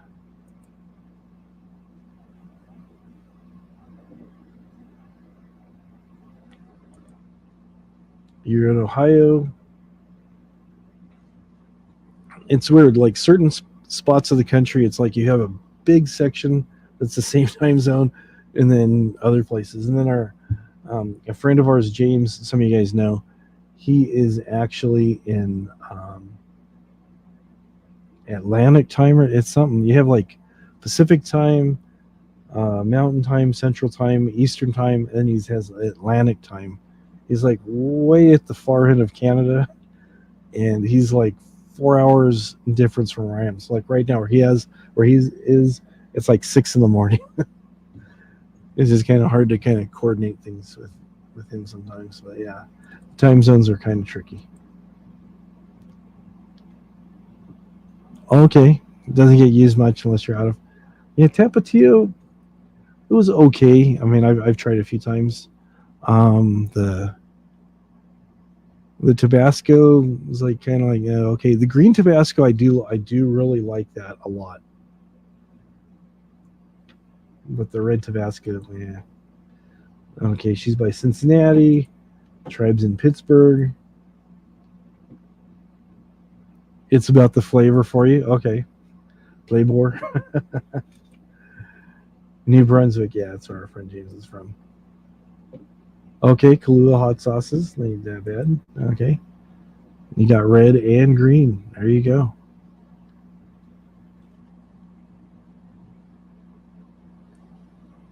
Yep. Never can have too much hot sauce. You like it for the flavor, not the heat. Yeah, exactly. And then some people prefer like a hot sauce or a picante type of sauce, or even a pico de gallo.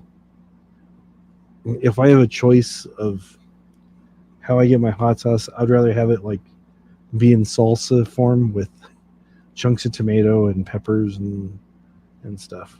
Just yeah.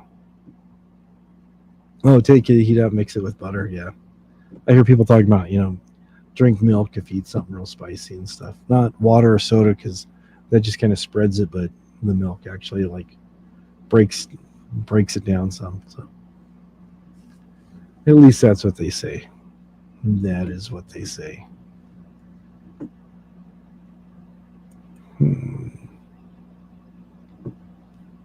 Do that, yeah. The Gringo Bandito hot red sauce is nice flavor, wasn't too hot, but the 5-ounce bottles are too small. Yeah, I know what you mean.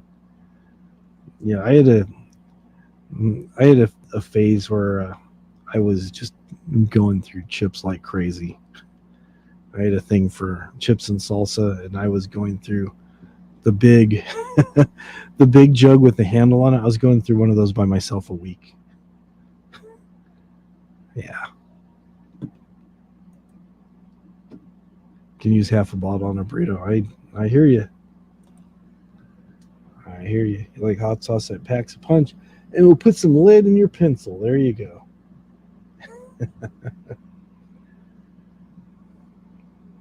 Yeah. There's this one sauce that we got at one of the local grocery stores. I forget, and it was just like some off-brand, and I tried it because they're out of the one I was usually getting, so I got that, and it was really good, and it was the type of hot sauce. Like I said, I got the medium heat, but it was like it was like a real slow burn. You'd be eating it, and then you started noticing the heat was like kind of building and building and building and building. Yeah, a jug of the picante sauce. Go to Cincinnati because everything there happens 20 years later. There you go.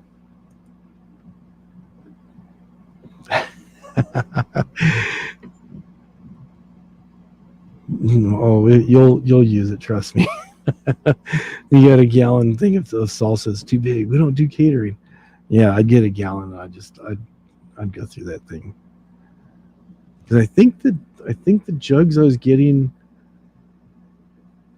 they might have been half gallon, so I was probably going about half a gallon of salsa a week. So there you go.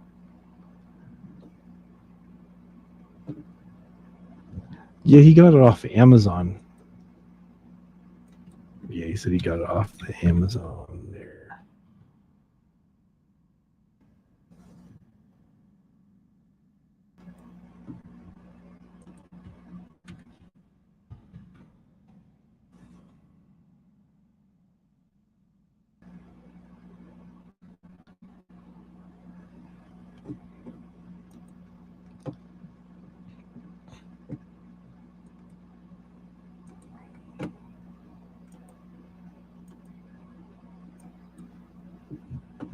Yep, Amazon has it right there. There you go.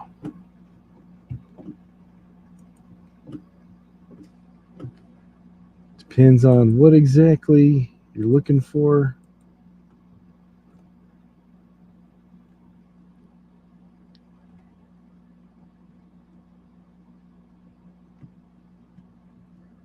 You get the super hot pack 4, the variety pack.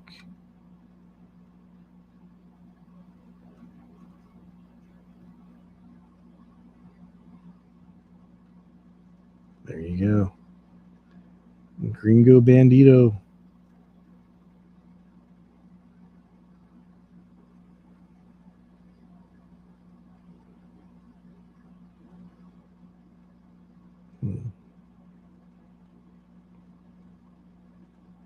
Maybe they only do it in 5-ounce bottles. Maybe they think if they made it bigger, maybe they think it wouldn't get used up quick enough or something. I don't know.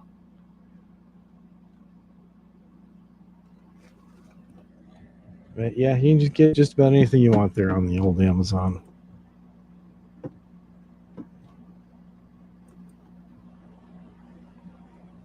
Yeah, I remember seeing that in the grocery store, and I just kind of was walking by out of the corner of my eye, and I think I actually thought it was Brad Pitt. I just seen some blonde guy with sunglasses on. I go, oh, because Paul Newman has like all those salad dressings and spaghetti sauce and everything else, and I go, oh, there's Brad Pitt. He's got his own hot sauce. All right, whatever. I didn't realize that was actually Dexter from The Offspring. So my bad. 2 super hots at red and green. There you go.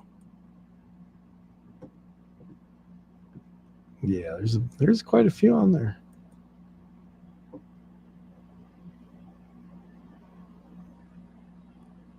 Oh, there you go. Yeah, great homemade salsa. Yeah, some people can make some really awesome salsa. And then I've had other people that I've known. They go, "Oh yeah, my grandma makes the best salsa," or or mole or something. And you're like, "Oh, okay." And then some some people, I don't know, maybe it's just me. Some people make it like really good, and sometimes people make it kind of like, I don't know, like it's just an acquired taste, I guess. I don't know. Like I know with like mole, sometimes people make it like, I've had it where like somehow they do something with chocolate, and when you'd like taste the chocolate in there, and it just was kind of like almost like a spicy Hershey's bar is what it tasted like. Or other times you have people where they'll do something weird, or they'll burn something, and it just that burnt taste just kind of stays in there. I don't know, but sometimes people do weird stuff. So, oh, he's not connected to Chronic Tacos. Did not know that.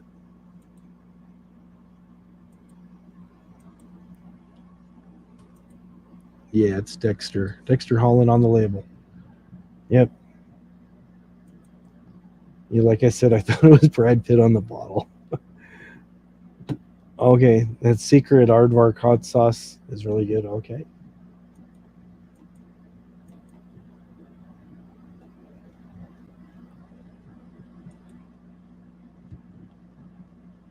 Oh, okay, cool. Mole is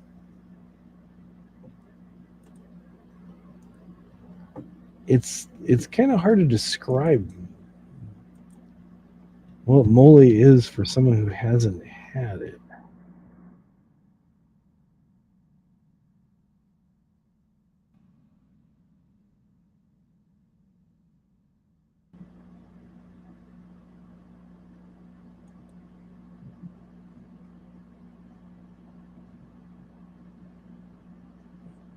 Okay. According to Google, a mole is a sauce that is made on its own and poured over poached or roasted meats rather than being the base of a stew. Something like that. I don't know.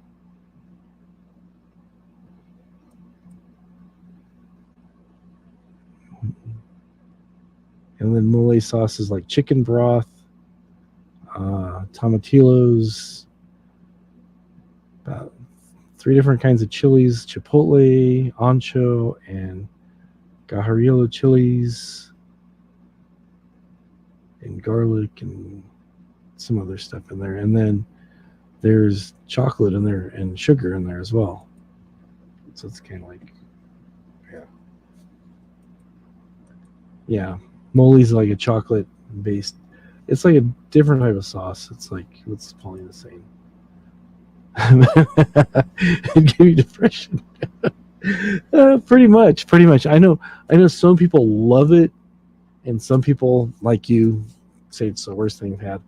I don't really like it. I've had it a couple times, and it's just like the few times I've had it a few times, but the times I've had it, just like wasn't really that big of a fan of it.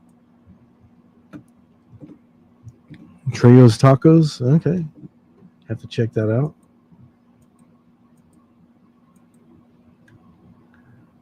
Yep. Yeah, like Vinyl Kick says, if it's made correctly, it's really good. If it's not made correctly, it's really bad. I've shared before on a previous live stream. I lived with my grandparents in Maine for almost 2 years and stuff.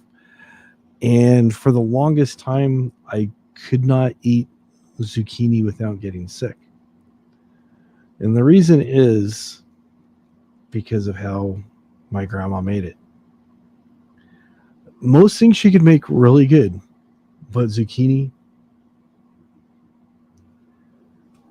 And Jen, she got me back into eating zucchini again because she would bake it. My grandma would like boil it and add tomatoes and stuff. So it was just like a real soggy, soupy mess. And it was just like real slimy and just like, ugh. So just hearing the word zucchini just made me kind of like, and I actually got sick off my grandma's zucchini a couple times. It's like, so I just said no. But now, I eat it now. But anyways, the only reason I'm bringing that up is if something's made correctly, it's really good. If something's not made correctly, it's really bad. Yeah, oh, he has a donut shop too. Okay. I mean, some things, yeah.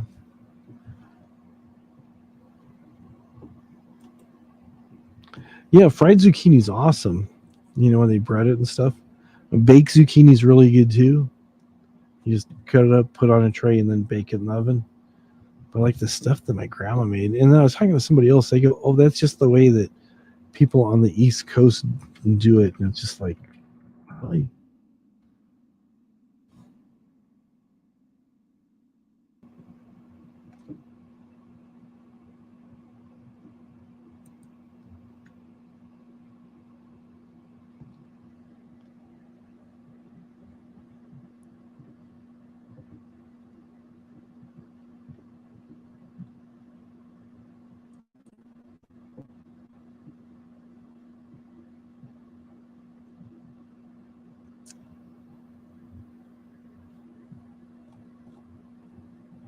Yeah, because it's more like a soup. It was like,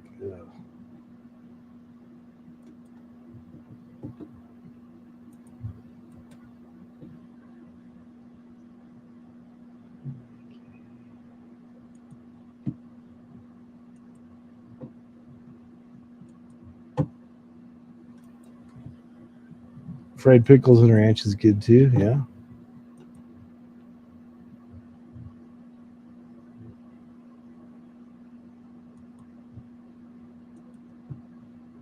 But yeah, it was gross.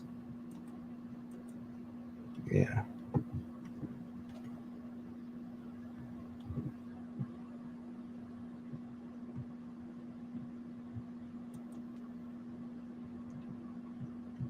Yeah. Yeah, fresh spinach is good. Boiled spinach is just like, yeah.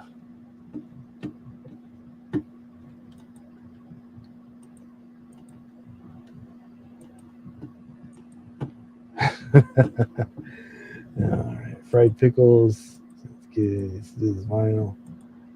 Okay. There you go. Candy jar is full of zucchini and tomatoes. PTSD. There you go. Yeah. So I don't know. Some things people make, like, like I said, my grandma, when she came to making like zucchini and stuff, it's just like, wasn't very good. Corned beef and cabbage was another thing. It just like, I don't know. I can't eat corned beef and cabbage this day. Just smelling it, it just smells like a giant fart. But other stuff, I mean, like lasagna, she can make like lasagna from scratch that was just like the best. And then other things like that too, really good. But certain things, it was just like either she was 100% on or 100% off. It was just like, yeah. Spare rib soup. Never heard of spare rib soup. So sounds interesting.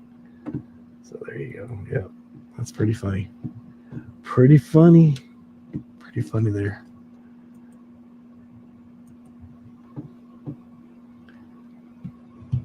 Yeah, zucchini's okay. Tomatoes are okay, but together and just like, it wasn't even like really in a soup. It was just like, it was boiled and the water wasn't drained all the way, and just like, oh, it was just gross. Grossing myself out talking about it. Yeah, there's certain things that just like, I know all of us have certain foods that we just don't like. Like I remember, when I flew back there to see my grandma. Like I said, I was like 14, and we got the plane I got on got delayed and stuff, so I was kind of hungry, and we arrived. It was like 10 at night and stuff. And she's like, "Oh, are you hungry? We can get you something to eat." And I said, "Yeah, yeah." So we go to this place, and I'm thinking in my mind, okay, I'm just gonna get a hamburger or something, and I got somehow I got talked into getting clams in the shell. Not very good. The only way I could describe it is like rubbery snot that smells like fish gone bad. Yeah, not a fan. Not a fan at all. Oh man, I would have rather had like a pack of saltine crackers than those. But oh well. Maybe I'm just complaining too much. It will go near any vegetable unless you can put on a pizza. There you go. Yeah, for a while we grew zucchinis ourselves and stuff, and growing them yourself is pretty good. Oh, okay. To each their own. Boiled yellow squash and onions. Okay. Yeah, it just, yeah, even Mrs. Frog's just like, oh, that that could be that very well could be. But I mean, like certain things you could make, and they were like awesome. You're just like, wow, this is like the best thing. But then other stuff, no, it's just like, but boiling zucchini. I understand the whole depression thing and stuff, but still, you could take the same thing and just prepare it differently, or it's not like that. Yeah. So I don't know. It's just like, yeah, yellow squash is good. Spaghetti squash is good too. That's really good. So, oh,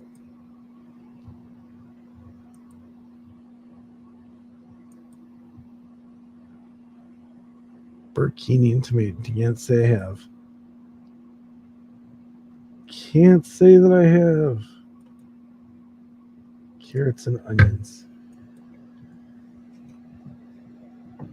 Parsnips are pretty good too. I like parsnips, but that stuff.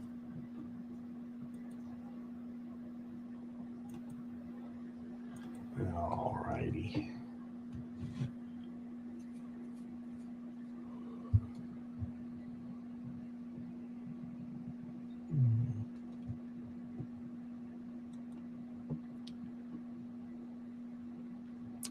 Not sure I know what a burkini is. Oh, it's free to look.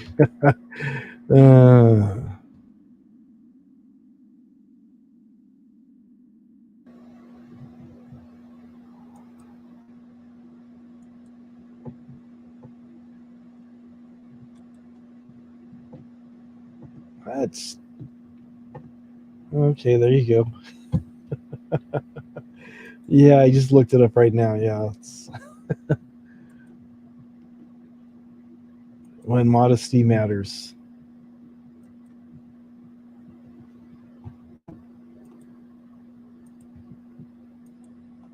Yeah.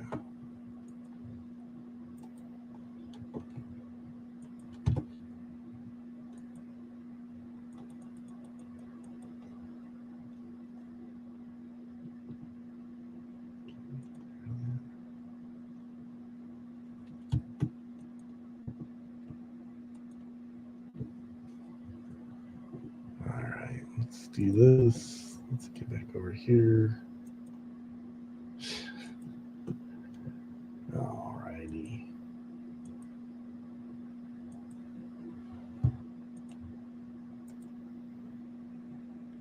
There we go. A burkini.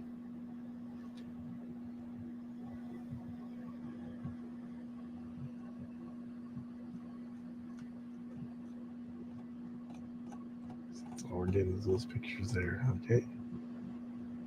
There you go. That's what it is. Swimsuit for Muslim women. They're looking pretty sexy. Burkini rhymes rhymed with zucchini. There you go. Oh, okay. Your mother loved cooking soup when you're growing up, so boiling veggies didn't bother you. Oh, yeah. I mean, there's one thing with boiling vegetables for like soup and stuff, and that's fine. I mean, even like the little pearl onions and stuff, that's good, but like serving up just boiled zucchini with just I don't know, just wasn't that appetizing. Too much skin. You see their feet. I know. It's bad news there. Bad news. Bad news.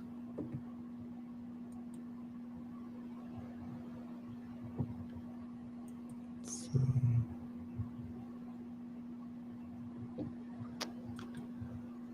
yeah, too much skin. Too much skin. That is true. Hello, Mayhem. What's good? Definitely not boiled zucchini. That's not good. Everything else is all right. We're doing well. How about yourself?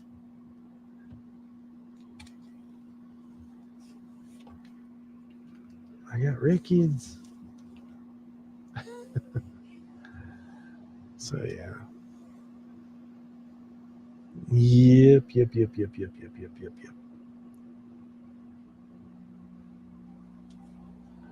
So let's see what else. That's interesting here. Did I shut that off already?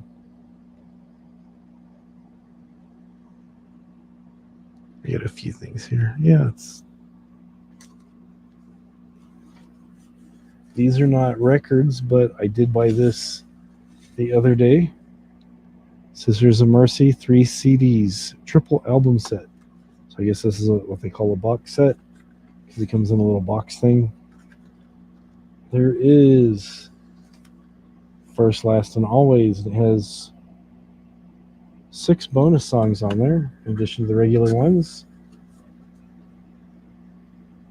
And there is Vision Thing, which has all the original songs and 5 bonus tracks. and Floodland, which has all the original songs and 4 bonus tracks. So there you go.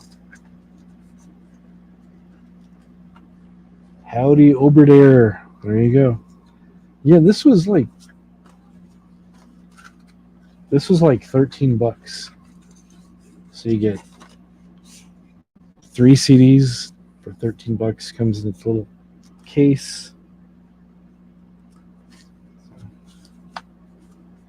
I know last time I looked, just one of these albums was like about $40.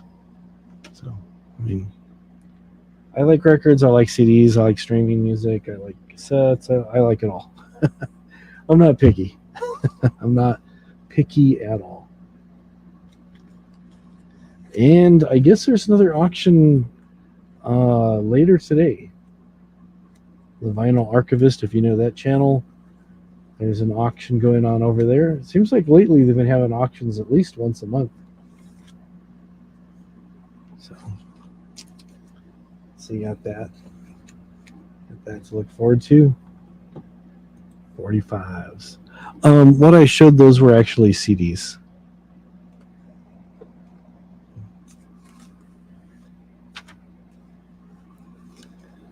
These 3, they're the old compact discos. Yeah, they're a little bit smaller than a 45.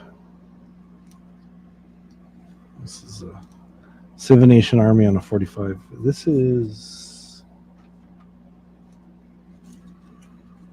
black or red? Oh yeah, this is red.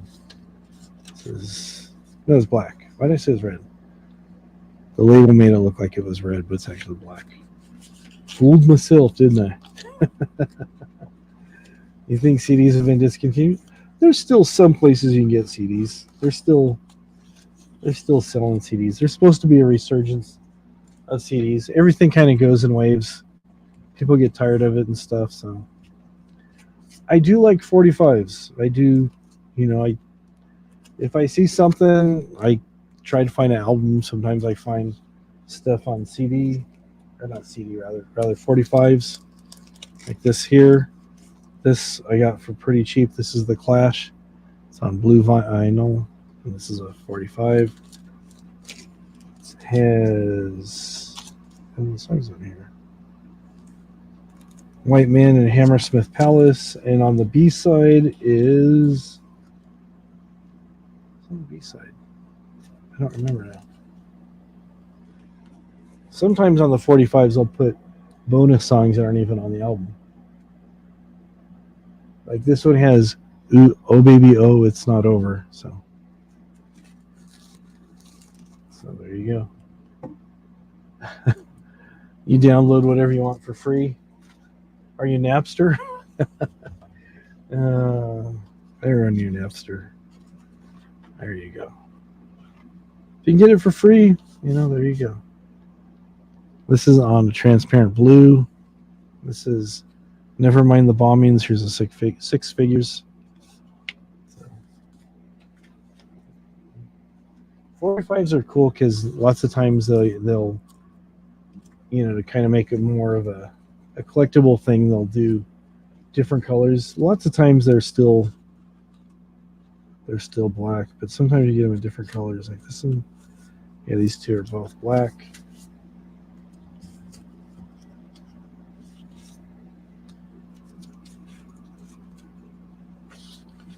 This one's red. This one here is really cool. This one is a group called Organized Crime, and I was at a record store that's close to where I live now, and it's about 50-60 miles from where I used to live. And where I used to live, I went to school with this guy here, Jason, and this guy over here. Whoops, go back. Fred. I knew those guys. And Sean, I kind of knew. Jesse and Kurt, I recognize them. I never really talked to them. But like Fred and Jason and Sean. So I was digging through the 45s and I saw this. I go, organized crime. I flip it over and I go, oh, wow. I went to school with these guys. This was recorded in 1995 when I knew these guys was like around 84, 85. So it was pretty cool. And what's pretty cool is this still had the original write up, talking about the band and how they started and who signed them and stuff. So, but there you go. Sometimes you just need a Bluetooth speaker. Who is my all-time favorite music group? Oh man, there's like, I don't want to give it like a cop-out answer and say there's too many to choose from, but literally there are too many to choose from. But if I have to pick somebody from like all time,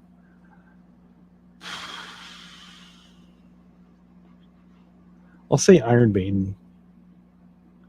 Mrs. Hot Frog says Pink Floyd. I like Pink Floyd a lot. I'll probably say Iron Maiden. But then super, super, super close is Ozzy, especially Diary of a Madman. Got this pop here. And also, it's almost like a three-way tie for first place. Jimi Hendrix. I've always been a huge fan of Jimi Hendrix too, ever since I heard him when I was like about 10. Yeah. I've already showed this before. I've got like 4 Hendrix pop. Now I got 5 Jimi Hendrix pops. So there you go. What are we looking at here? For a band. The only time you listen to music when you are. I listen to music all the time, except for when I'm sleeping. When I was younger, I even used to listen to music when I was sleeping. So it's just okay. Over your Bluetooth speaker in your house. Okay. And there are too many to choose. Black Sabbath. Black Sabbath is up there. I like a lot of the earlier Black Sabbath. Towards the end of the Ozzy period, there's a lot of things I didn't really like. It just really wasn't feeling it. And then I liked Dio when he had his band, but when Dio was in Sabbath, it was just kind of like, it was okay, just really didn't do it for me. And then when Ian Gillian joined Black Sabbath, and then Jeff, I'm forgetting his last name, him and Sabbath as well. I tried. I just really wasn't doing it for me.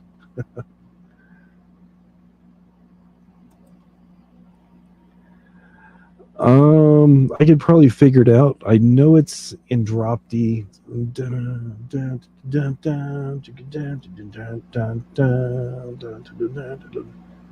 Something like that, yeah.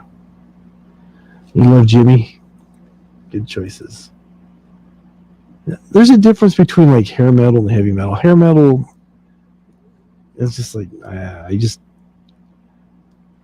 it's like redundant. It's over the top. It's just like all glammy and showy. It's like, look at me, I got long hair. I'm so wonderful. But yeah, I don't have any hair anymore, as you can tell. I usually like trim it down. So yeah, it's. I tried playing it once a long time ago. I'd have to sit down and listen to it and stuff, figure it out. But I remember it being in drop D. I remember you tune it down to D. Maybe it's in D flat even. Because a lot of those bands, they were just starting to kind of tune down instead of being standard pitch down half a step. Not everybody was, a lot of them were. And then sometimes people were actually tuned up a little bit, just like a quarter step up some. So when you want to play along with records, you kind of have to keep adjusting stuff. Yeah. Ozzy era. Dio was, Dio had some good songs. The Mob Rules album was pretty good. The Heaven and Hell album was pretty good. Some of the other ones after that, I was just like, this is kind of boring and stuff. I like Dio when he's in Rainbow a lot better than when he's in Sabbath.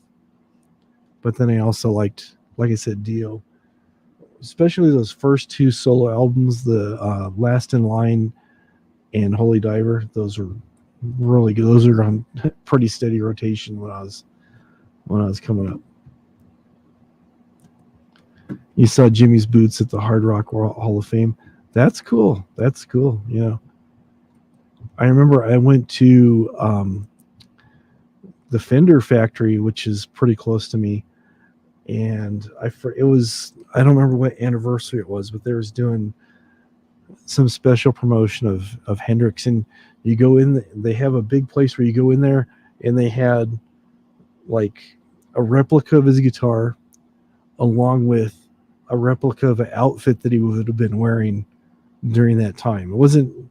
Some of the stuff they were saying was his original clothes. Some of the other stuff they were saying were copies, but they'd have like the Woodstock guitar with a mannequin wearing the outfit that he wore at Woodstock, and then some of the other ones, like the Are You Experienced one, and then Monterey Pop with the guitar that he smashed was all decorated and stuff. And they also had replicas of the guitars that you could actually buy there that were like done up in different ways and stuff. They had signature models and stuff. And then they had other people there, but the Hendrix, they had like a big thing of Hendrix, which I thought was so cool. They had like things that they had blown up of his lyric sheets and stuff, and it was like it was a great day for me to go there. It was awesome. I really had a good time there. Yeah, Maiden's always good, right? Oh, really? I did not know that. Wow, everybody's dropping off. That's wow. Yeah. Sorry to hear that. Hopefully they were able to survive off the money they made, because I know they used that music rather in quite a few other things other than Silence of the Lambs, but that's what most people know it for, is from Silence of the Lambs. But they were 61. That's pretty young.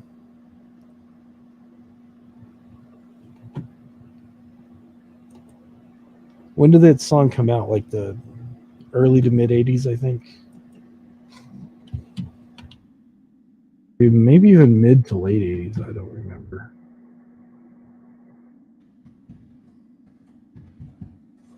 Q Lazarus came out in 88. Okay.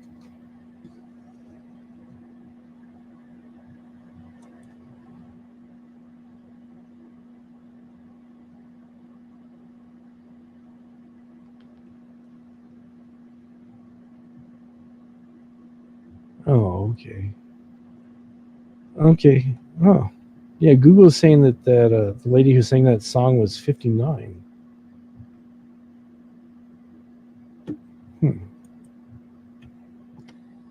Okay. Yeah, it's a good song.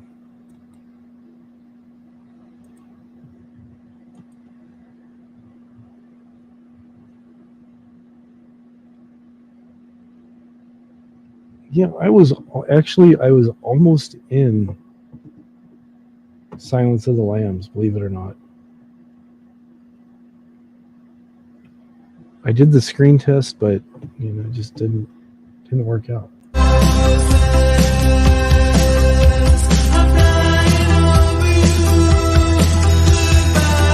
What's the problem?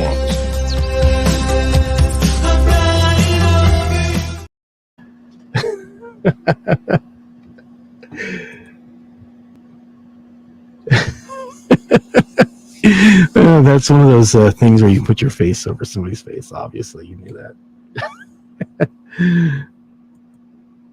Oh, 61. Okay, yeah. Either way, 59, 61, still pretty young. So. Oh, okay. Later in life, she's a bus driver. Yeah, there's a lot of people. They'll have like one big song, and then that's all they do, and it gets them by. But then they start working other jobs and stuff. And there's nothing wrong, nothing wrong with that. But it is a good song. Okay. Yeah, I just Googled it right now, and according to Google, they're 59. But there's lots of times Google's been proved wrong, Wikipedia's been proved wrong. So All right, we'll go with 61. Okay. 61's pretty young, so there you go.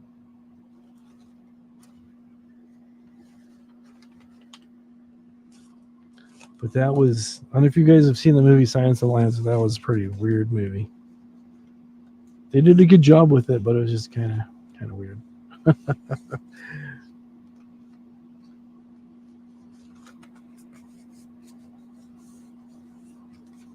Oh, Robert Plant's birthday's today. Happy birthday, Robert Plant.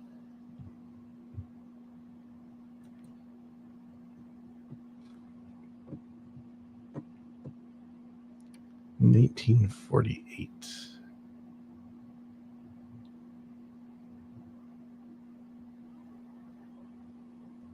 Let's make him 74. Is he 74? Is that, am I doing the math right? Middle of the night's too late too late for doing maths. I think that's 74. Yeah, 74. Okay. I'm like thinking that sounds about right. So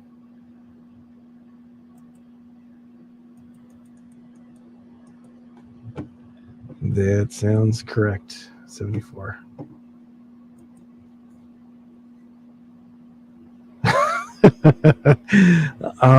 There was just they had a height requirement. I wasn't quite tall enough, so they're looking for somebody closer to 6 feet, and I just wasn't really all the way there. So yeah, Led Zeppelin was good. Yeah, they stopped it at when Bonham died, and I respect them for that. You know, they just said they didn't really feel right putting someone else back there because just the bond that all of them had.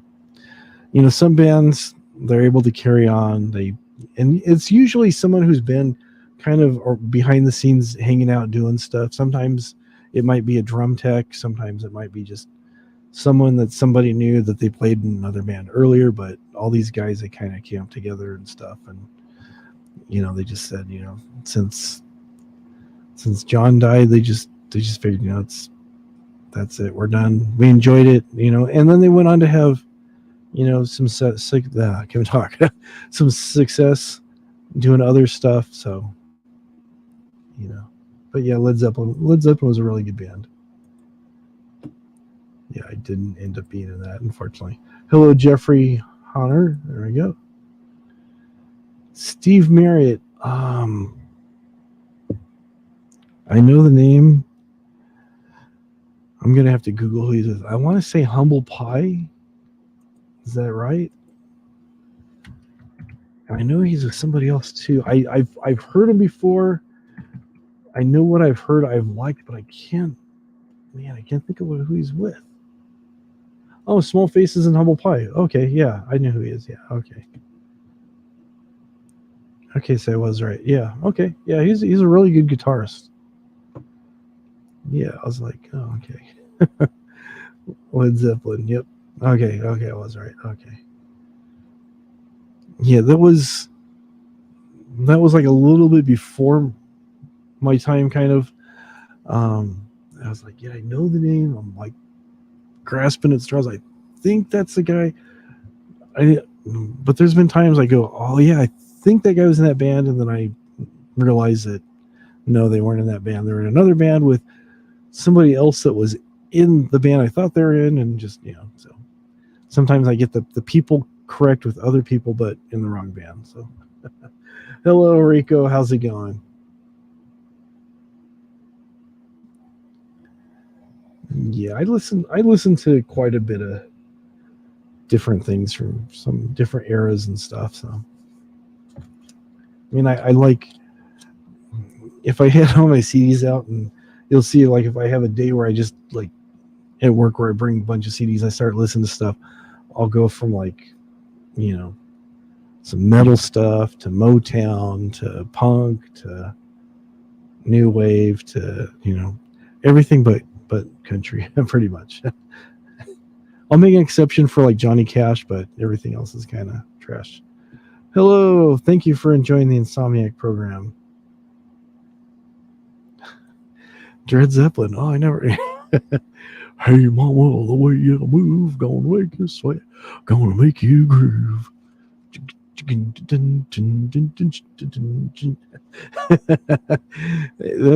That was kind of an interesting gimmick they had.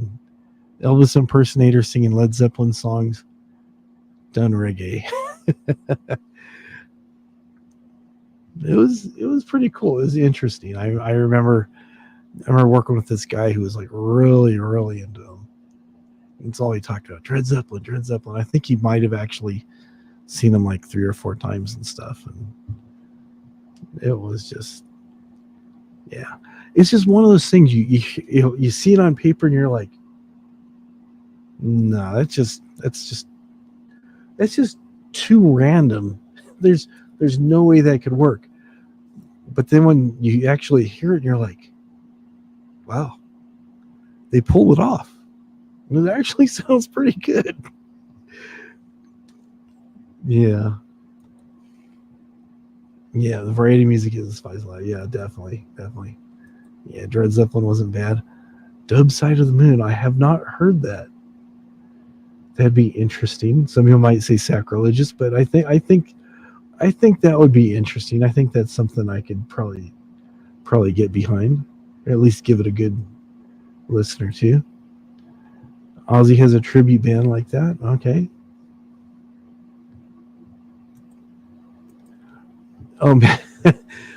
Mac Sabbath is they changed the lyrics, and the songs all have to refer to McDonald's food, and the singer dresses like Ronald McDonald. The guitar player is, I think, Mayor McCheese. It's one of the guys with the big hamburger head, and he has like tusks. The bass player is Grimace, and the drummer is the Hamburglar. I've never actually seen them, but I've seen videos on YouTube of them. They're not bad. There's actually a video where Ozzy was taken by his son Jack to go see Mac Sabbath, and he loved what they did. He thought that was like the most amazing thing. He was just like, he was all over it. You go, wow, this is great. You know, Ozzy, it's like, it's going to be sad when he goes, you know. But it's like, for the longest time, whenever he talks, you really have to focus and listen to what he's saying because he's really hard to understand. But then when he sings, it's like he's singing like it's 1970, and it's, you know, everything he sings is like crystal clear, but when he speaks, it's crazy.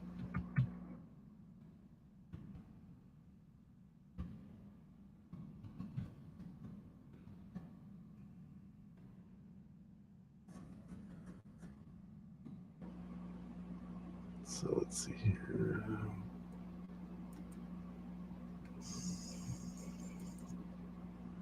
All right, let's do this.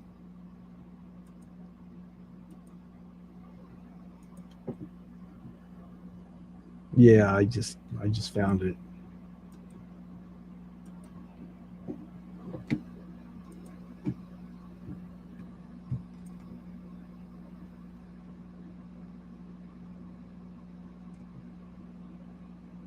Skip ahead to the good part.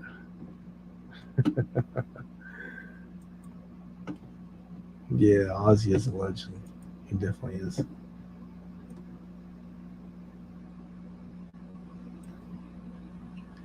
All right.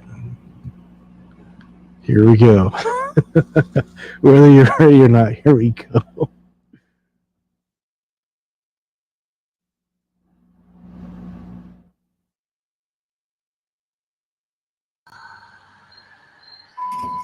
Alrighty, do yourself a favor and come right here. Come stand right here. Who's this? Let the madness begin.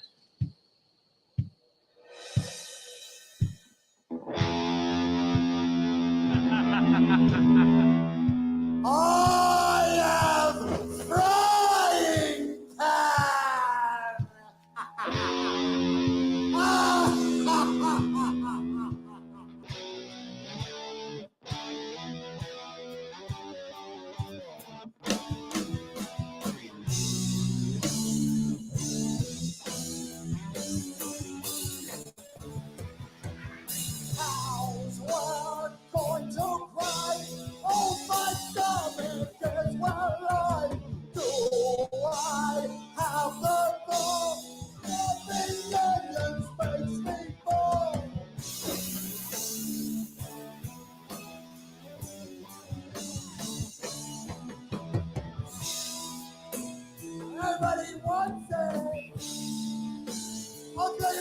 straightforward way. That's funny, right?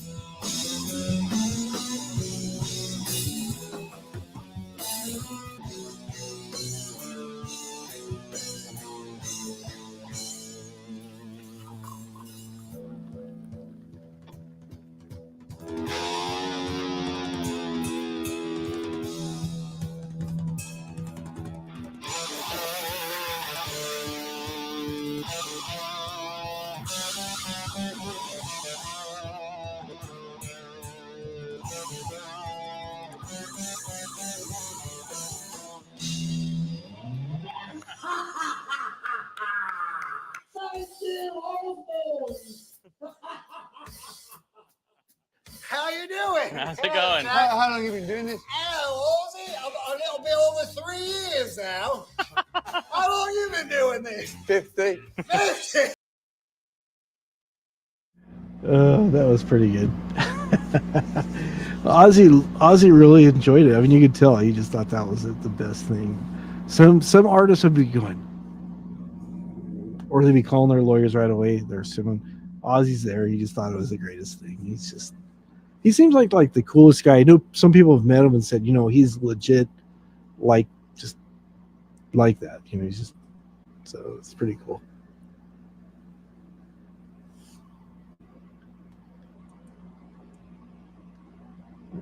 Yeah, I would, but I've gotten warnings. I've had a couple times where my channel has actually, my live stream has been blocked.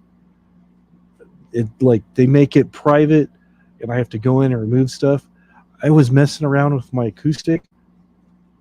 I was just strumming the very beginning of Hotel California. The stream didn't get shut down while I was doing it, but the very next day, Mrs. Frog went to check on something. She goes, "Did you take down your video?" I go, "No." She goes, "It's not here." So I go, "Oh, that's weird." So I went and I looked, and yeah, it said, because of copyright, whatever.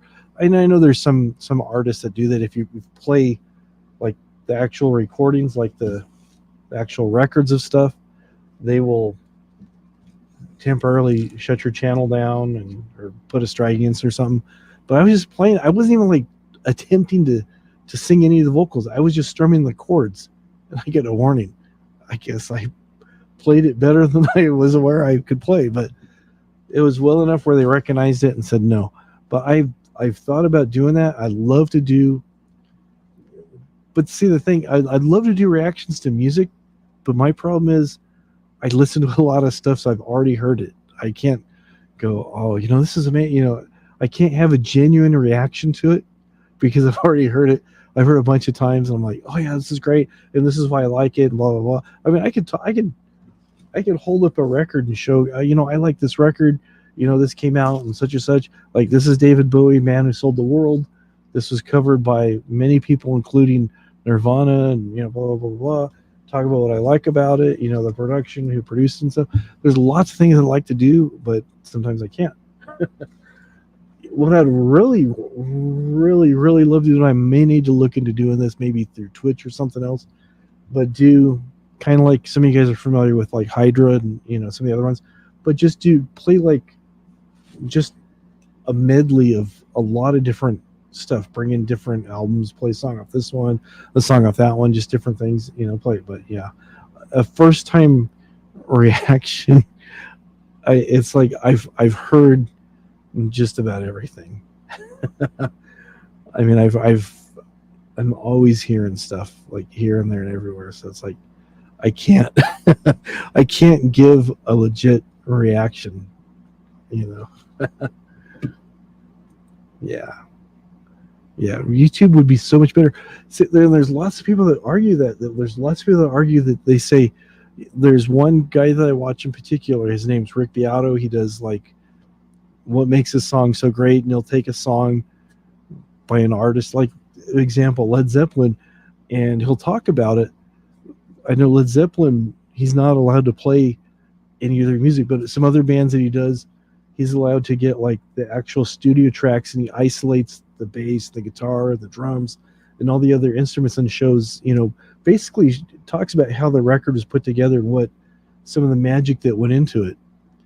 But and there's times where he's got strikes and everything else, and he's had to do stuff. But yeah, it's like he's argued. He goes, we're introducing music to people who might not necessarily have heard this music.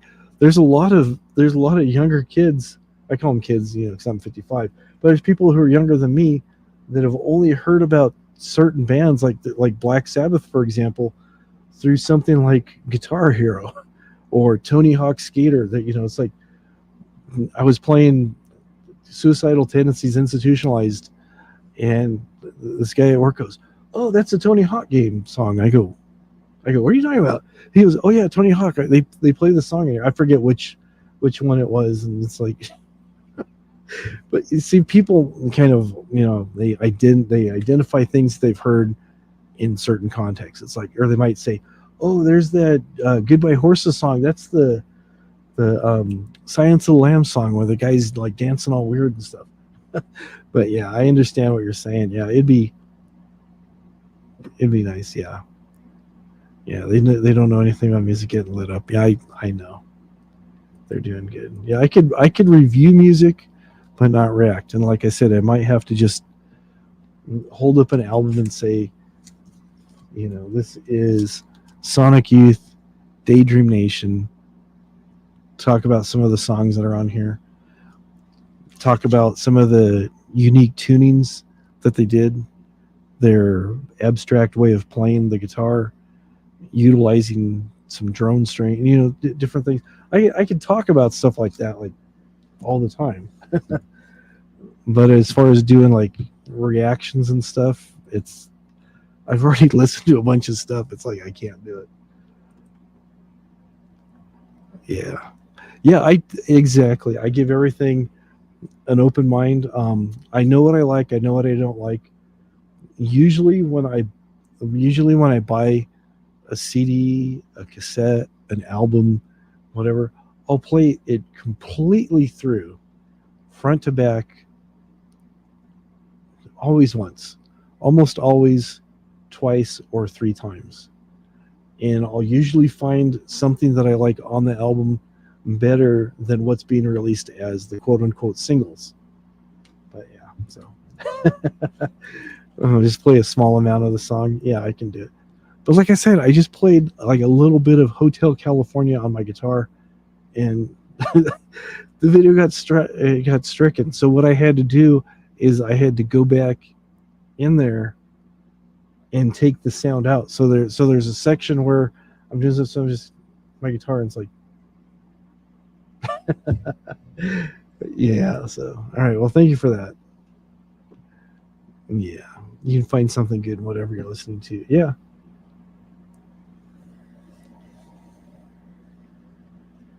Yeah, I've heard of sometimes there's channels that'll do a review of a song that, or they'll use a part of a song in a video or something, and it'll be like their friend's band or somebody that they knew, and they got permission, they got verbal permission.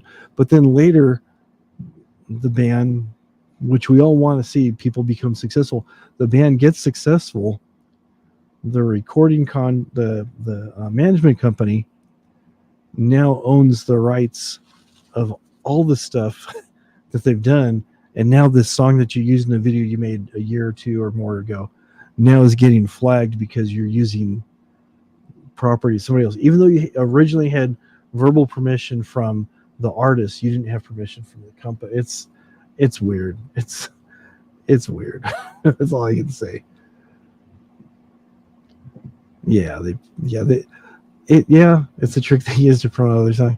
But it's usually the executives that say, okay, they'll listen to stuff. They go, this is your hit here. This is the one we want to market, and this is the one that's going to put you on the map. Sometimes they're right, sometimes not.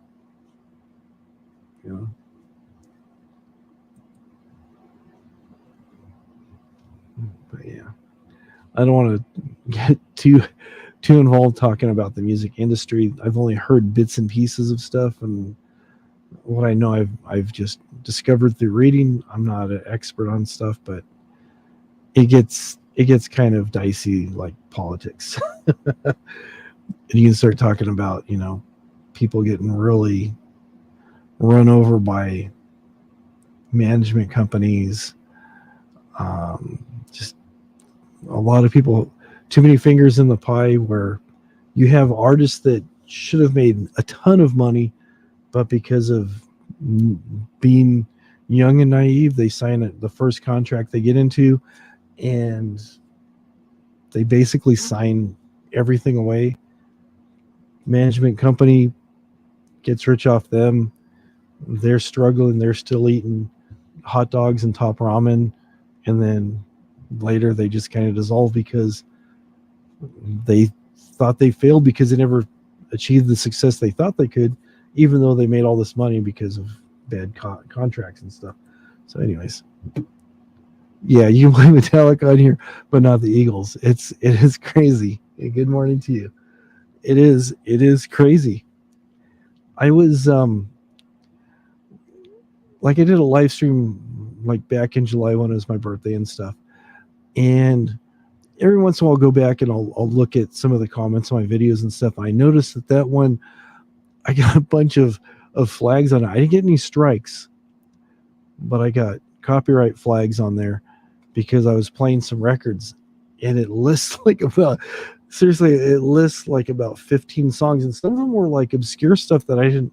Some of it was like mainstream stuff, and then some of the other stuff was like not as well known. But whatever the bots they have at YouTube, they're like boom, boom, boom, going through every song, listing the time I played it and how the duration and everything. I was like, wow. They got nothing better to do with their time. Yep. Yeah, they take off. They got screwed out of making money. Yep.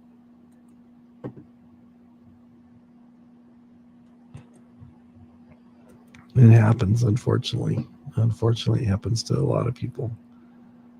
Let me see here.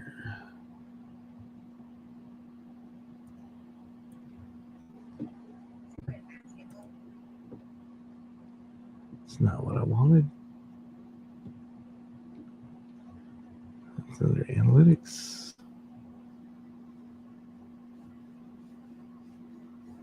I'm trying to find it here.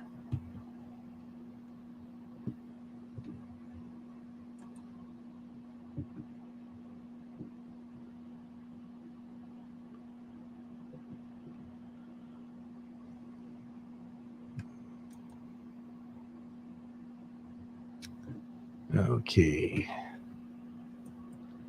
Let me show this to you. Yeah, the AI was working overtime this time. Might have to.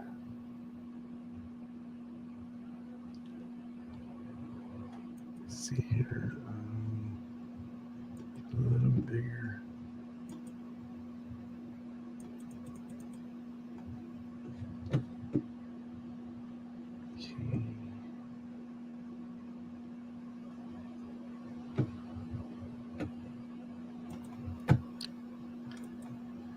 Okay, this is my channel because you see my ugly mug right there. This was from the stream I did on my birthday. Let me blow this up a little bit bigger. And it says video copyright. So it says this is the content used and the impact on the video. Thomas Dolby, when I played it, cannot be monetized. Distillers cannot be monetized. She Turns the Flowers, a group called 3 O'Clock, cannot be monetized. Robin Trower cannot be monetized. Waitresses, The Muffs, Buffalo Gals by Malcolm McLaren, Wisdom by Madness, Stand and Deliver, Helena, Distillers, The Clash, Wall of Voodoo. I guess it wasn't as many as I thought, but there's been other streams too where I've got like tagged like that, and it's just like, oh well, that's that is life, you know. You never sleep fast. All right, well, good night. You have to get up at 8. All right, well, have a good night's sleep. Sleep well. And they did it on my birthday. I know, on my birthday, during my birthday month. Yep. Sleep well. Thanks for coming, Hyper. Yep. I usually sleep like a baby. I sleep every. Oh, I missed on my joke already. I wake up every 2 hours crying or screaming. I don't know, one or the other. No, I usually do find myself waking up like every 2 or 3 hours. Just, I don't know. Just, I guess I can't relax well enough to sleep. I just get so wound up.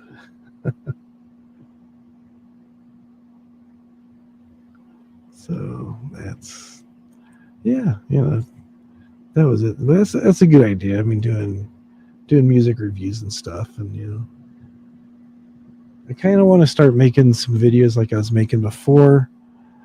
Like I said, I got lots of ideas for videos, but then just sometimes I just don't have the motivation to get out and do something. I got an idea for something, and then it's like I'll get all excited, and then I just talk myself out of it. So I don't know.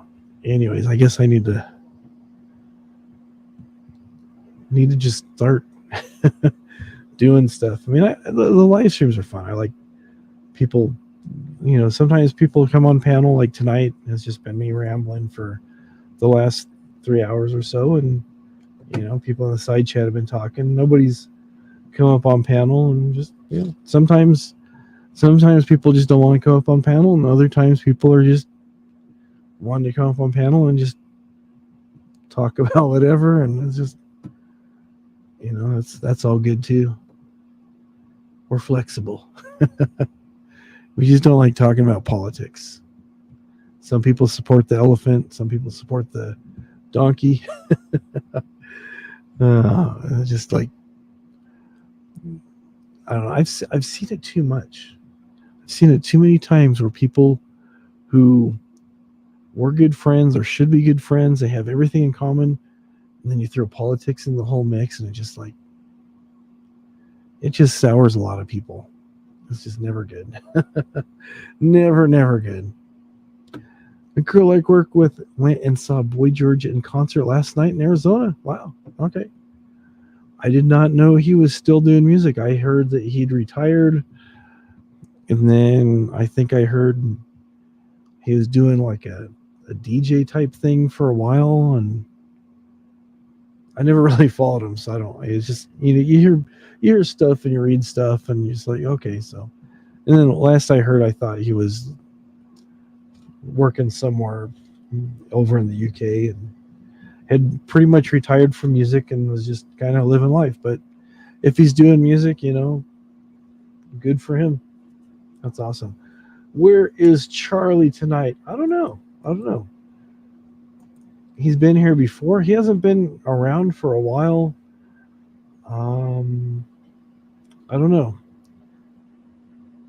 He might have changed hours.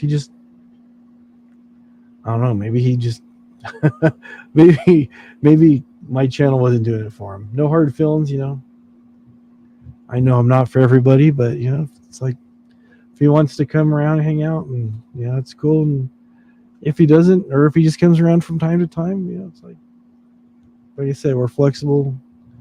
We pretty much get along with everybody, as you can tell. Still got 16 people hanging here at 3 a.m. Okay. Oh, Culture Club is still pretty complete. Okay. I just thought they had stopped. A lot of groups had stopped for a while and then started playing again. So, okay. Are they doing any new music or just playing the hits for the fans? I mean, you never know. You haven't seen him anywhere lately? Yeah, hopefully he's good and hopefully he's all right.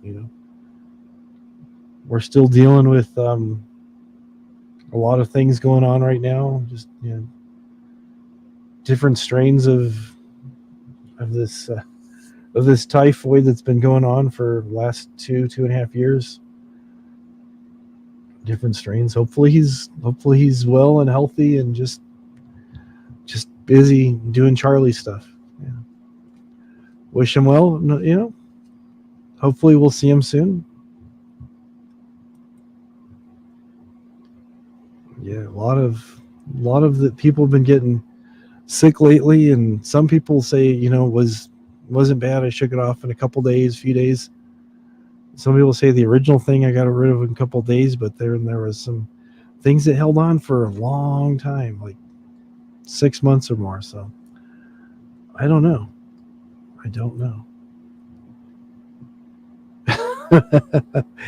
She had an extra ticket, invited you. You passed. Now if it's probably Motley Crue, you mean? You would have went. Yeah, I'm not a big Culture Club fan. I know, like my sister-in-law is, and some other people I know are. And they're like, "Oh, Culture Club." But it's like, yeah. But I don't know. It depends on if they had a good opening band. I mean, if they had a decent opening band, I mean, I might go see Culture Club just to see the opening band and just kind of to see how well they still sound. I mean, some groups will really surprise you. They sound just as good, if not better, than they did back in their prime. And then some people, it's like they had those shining moments and they should have retired before now. But they're just keeping things going. Sometimes they're just keeping things going just, for the fans. And that's, there's nothing wrong with that either. So it's just, but whatever. I don't have the monkeypox. No, I've been staying. For me, I grew up as a latchkey kid. That basically means I took care of myself at a very young age. So for me to social distance myself, I'm a champion at social distancing. And still, I'm wearing the gloves, I'm wearing the mask, not eating fast food. I'm taking a lot of precautions to keep not only myself safe, but my family safe. Especially Mrs. Frog, she has an extremely compromised immune system with all the stuff that she's been through, and I don't want to bring something home to her because I honestly don't know how bad it would be for her to have it in her weakened condition. I mean, I don't know for myself. I mean, I think I'm a pretty healthy dude, but there's been some people that are like super healthy that this current thing that's going on has snuffed them out. And there's other people who are in pretty poor shape, have just like shrugged it off like it was just a mild cold. I mean, don't know, but it's not worth taking any precautions,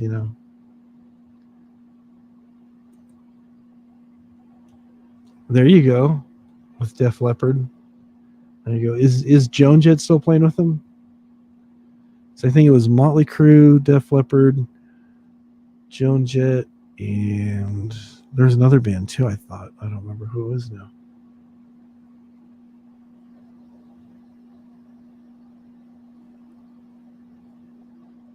I don't remember.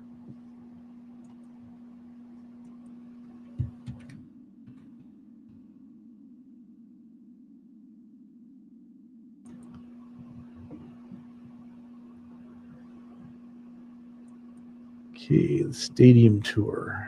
Let's see.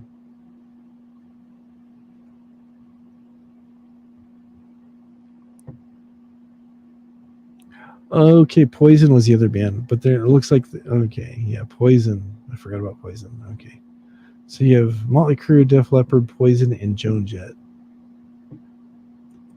I couldn't remember who the other band was playing with them. Yeah. Oh yeah, definitely still wearing a mask, keeping life safe. Yeah. Yeah. I have not seen that picture, nor do I choose to see it. But anyways. Yeah, Joan. Too. You've seen them all. Yeah. There you go. Yeah, I saw a video of Joan doing some acoustic stuff, and I don't know. I know it was acoustic. I know it was slowed down, but I don't know. It seemed like it lost its edge a little bit going acoustic. Some bands, they'll take their songs like 30 Seconds to Mars. Some of their songs actually sound better done acoustically than with the full band and everything. Some of them sound just as good, but they're different. But some other bands, it's like they take their songs they've done electrified for so long, they go acoustic, and you're just like, it's just kind of lacking some stuff. It's lacking that spark. At least for me, it just is kind of like, yeah. But whatever. I have my own opinion to different things. I like acoustic. I mean, I have a couple of acoustic guitars. I love the sound of acoustic, but like I'm saying, just some bands and some songs, when they're done acoustically and slowed way down, it just, and other times some bands will take a song that was normally written on acoustic and they speed it up, and they try to do too much to it, and it just kind of, I don't know, just kind of ruins the vibe, I guess. I don't know. Maybe I'm a snob. I don't know. I don't know. I'm a music snob, or I'm trying to be a music snob with my all analog compact disc.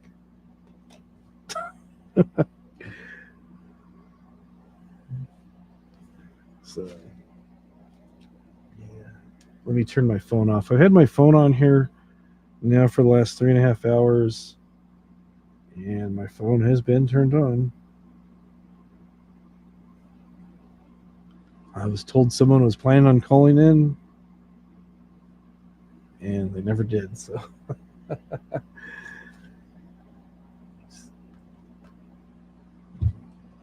Turn that off. You and Tommy are 60. Wow. Yeah, I turned 55 this year. Yeah, it's like I'm right behind you. It's like, you blink and it's gone. There's a guy.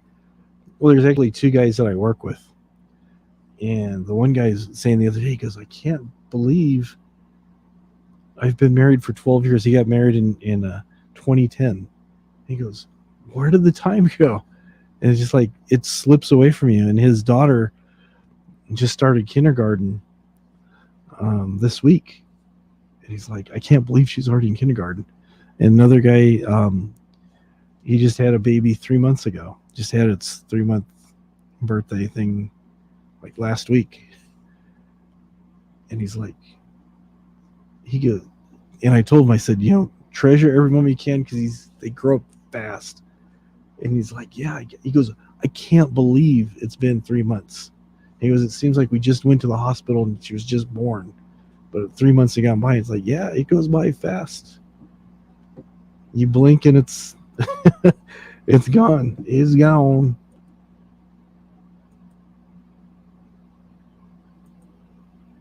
Okay. Yeah, it's crazy. I remember when I was a kid, and just seemed like, I had all the time in the world. Summer went by fast. School seemed like it drug on. But it's, every year it seems like it gets a little faster. You and Tommy grew up in Covina, California. There you go. Did you guys ever cross paths? I mean, Covina is a big place, but, stranger things have happened. She's going to say, oh, yeah, Tommy dated my sister or whatever. Or me and Tommy we're in the same math class or something. Yeah, time used to drag on. When you're a kid, it's like, man, when you're a kid, you're waiting for Christmas, and you're like, or you're waiting for your birthday, or you're waiting for certain things to happen, and you're like, man. Back before we had the computer, it seemed like the days would drag on. We're waiting for our favorite TV show to come on. You're waiting for Saturday morning for cartoons to come on, or whatever you're doing, or you're gonna go play with your friends or whatever, and you're just like, man, when's Saturday gonna get here? When's this gonna get here? It's like, and then now it's like, I work Monday through Friday, but it's like I get off work on Friday, I do the live stream, I sleep for a little bit, I run errands on Saturday, and then next thing I know, it's like it's Monday already. It's like where did those last 40 hours go? They're just like poof, they're gone. It's just like, wow. And I'm not sleeping them away. It's just it just feels like it goes by that fast. I mean, the last time I did this live stream last week, it honestly feels like I did it like 3, maybe 4 days ago, but it's been a full 7 days. It's like, it's weird.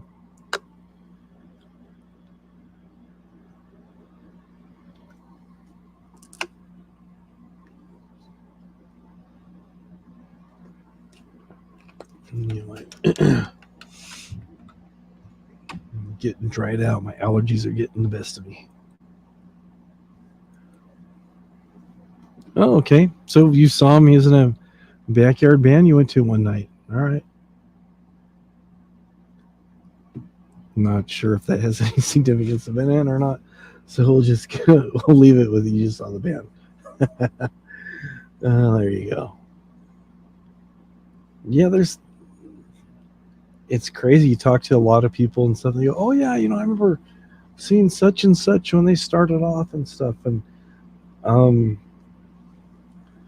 the lady who used to live next door to my boss and my boss's wife, they're telling me that their brother was a photographer and took pictures of all these people and stuff. And they were talking about having Brad Pitt at their house before he became famous, and when he was still using his, I think he was going by William or something. I think was his birth name Bill or William or some along those lines. They go, oh yeah, we knew William and this and that, and he'd come in, hang out, and eat with us. It was like, he's just some young kid who was there hanging out, and and then now he's famous, but they lost ties with him or whatever. But you never know who you're gonna run into, So it's interesting, this place we live in, this thing we call life. The people you cross paths with, rubbing elbows with the famous and sometimes the infamous. You just never know. You just never know. You could go through your book and see people who have been extremely successful in life, and then you see other people that have had downturns in fortunes or health or whatever, and just you never know. You never know what you're going to go through. You just try to make the best of every day and try to do what you can to improve yourself and be a decent person to the next guy, next person, next whatever. But yeah, that's cool. You saw Tommy in a backyard band. So yeah. So were they really loud when they played? I wonder. He's chasing you because I think you're Brad Pitt. There you go. I remember when I was younger, there was again going back to when I lived in Maine, I was like about 14, and some girl that was there, she was 3 years younger than me, 2 years younger. I don't remember. She was a bit younger than me, and there was really nothing to do there, so I was always like going to the YMCA and playing pool and stuff. So anyways, this girl kept following me around. She goes, "You're that dude from Golden Pond, that Golden Pond movie. You're that boy from Golden Pond." I go, "No." "No." "Yeah, you are." Yeah. So she's telling her friends that I was the dude from on the movie On Golden Pond from like, when was it, like the 70s or something. She thought I was the dude from that, and I go, no, it wasn't me. Honestly, it was not me, but it was just kind of funny. You know, kids do weird things.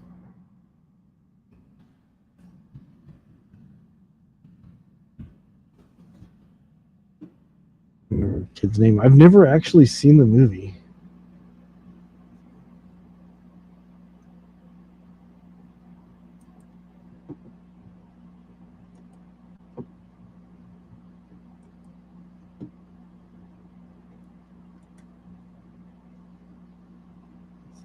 Okay.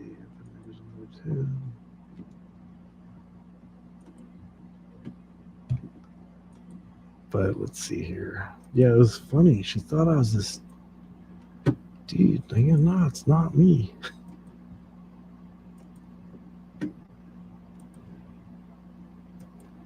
Yeah, she thought that was me. I'm like, no, that's not me. It's crazy. Crazy, right? There you go. Mayhem's cute. Yeah, it was just craziness.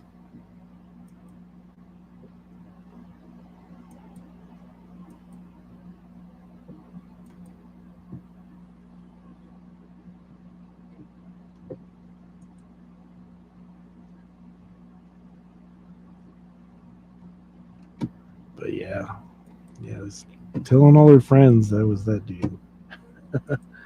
Yeah, Henry Fonda and I've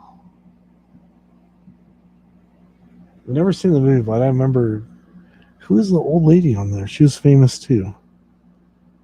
Oh, Katharine Hepburn. Yeah, I was trying to remember. There's that old lady with the shaky voice. I'm trying to think of who it was. Yeah, it was Katharine Hepburn.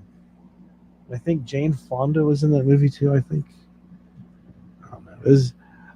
It was a really big movie when it came out, but I never saw it. I never bothered to see it. So let's see here.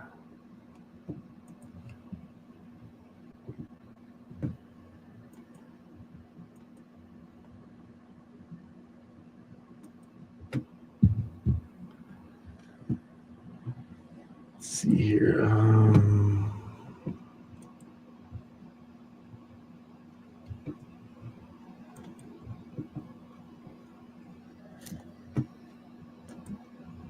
I'll do that.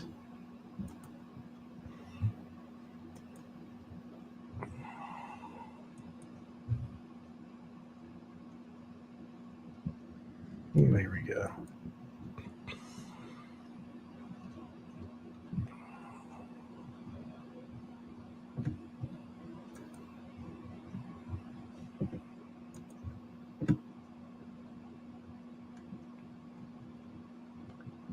So I guess it's just because I had blonde hair, probably. So let's see here.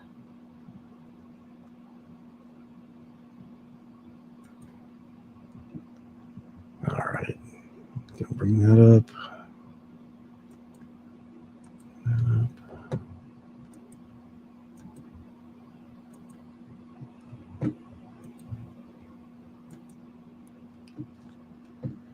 So people thought I was Jeff Spicoli too when I was back there. That was kind of funny. Fast Times at Ridgemont High had recently come out, so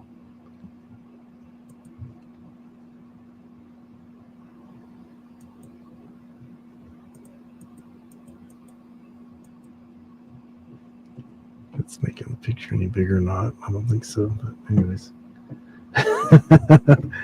Yeah, I guess it kind of looks like me. Yeah, I guess so. It's Jeff Spicoli, yeah. Yeah, there you go. How do I know? How do I know it wasn't me? It could have been, you know. I don't know. Maybe I was sleepwalking or something. I don't know. Who knows? And then people often mistook me for Jodie Foster as well.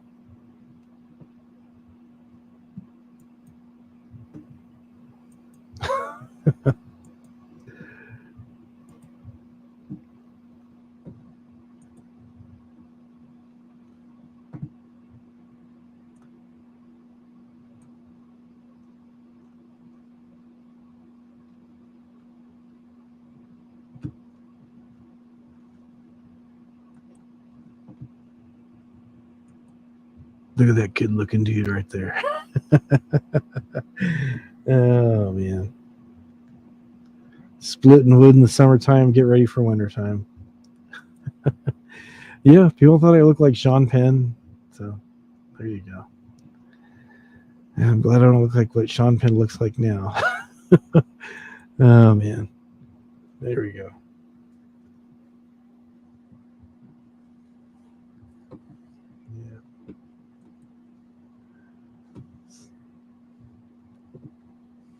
Yeah, I guess maybe it was me. Maybe I just didn't realize that.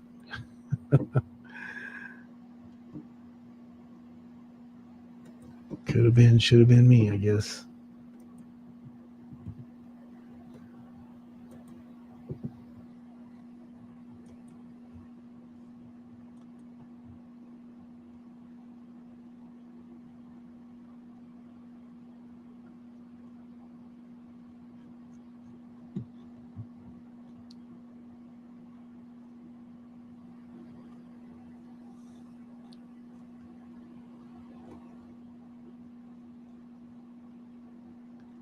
Could have been, should have been, would have been me. Oh, that picture? Yeah, that was me chopping wood in Maine. So you're talking about me with the shorts?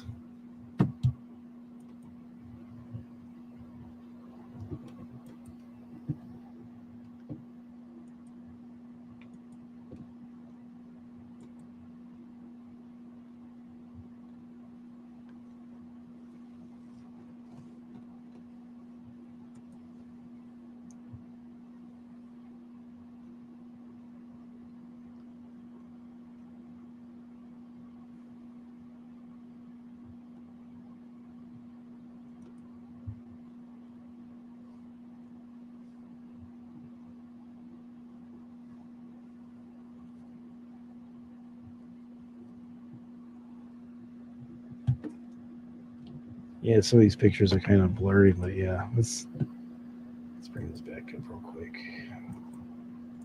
Let's go over here to Facebook.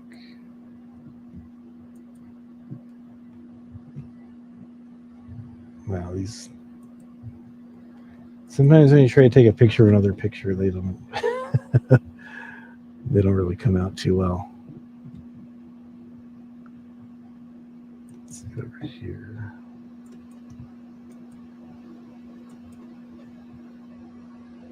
Yeah, see, people used to call me Spicoli when I had my hair like that, so I don't know, maybe I did look like that kid, I don't know.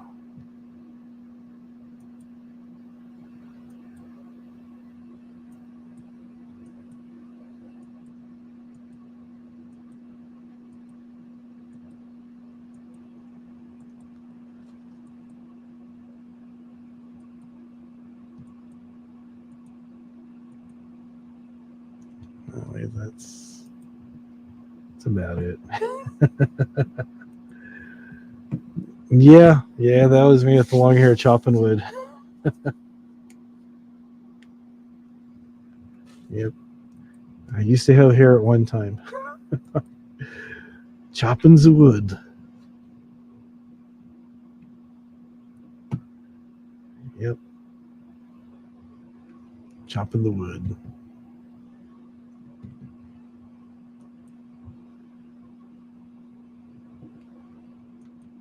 A long time ago.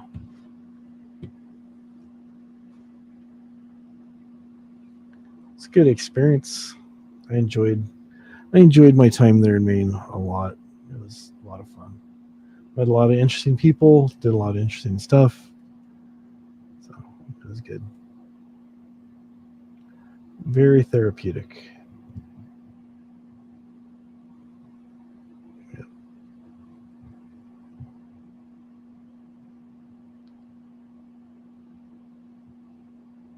Yeah, my hair wasn't too long. I think the longest I ever had my hair was probably down to about here maybe. Like the one in my school ID where everybody says, "Oh, you got a mullet." No, it's a crop, dude. So yeah, that was me. That was me back in the day. So anyways, what time is it anyways? It's 3:45. Ugh. Ooh, sorry. Yeah, I think I'm gonna go ahead and wrap it up now. I appreciate you guys all coming and hanging out and talking to me in the side chat, keep me company, and while I'm just blabbering away. That's a mole. It's not a mole. It is a crop, dude. You have COVID here because you haven't cut it for 3.5 years. Oh, well, there you go. I mean, if I tried to grow my hair out, there's sections where I wouldn't have any, and other sections that just kind of grow like straight out. It's like, yeah, my hair's doing weird things these days. So, anyways, I want to thank you guys. I don't want to take up any more of your time. I appreciate each and every one of you coming and hanging out. It's been fun. It's always good seeing, who shows up, and everybody just kind of talks, and no drama usually. Sometimes people meeting other people. Sometimes it's just a little bit of friction, but for the most part, everybody's playing well in the sandbox together, which is what we like to see. So, have a great night, everyone. I'll see you guys. I see all you guys floating around different places and stuff. So, don't be afraid to say hi to me if you see me somewhere, and I will not be afraid to say hi to you guys. But anyways, like I said, thank you for coming. I've been talking for a long time, going kind of hoarse. Oh, you're welcome. You're welcome. All right, much love from me and Mrs. Frog to all you guys. Have a great day. We'll see you next time. Bye-bye.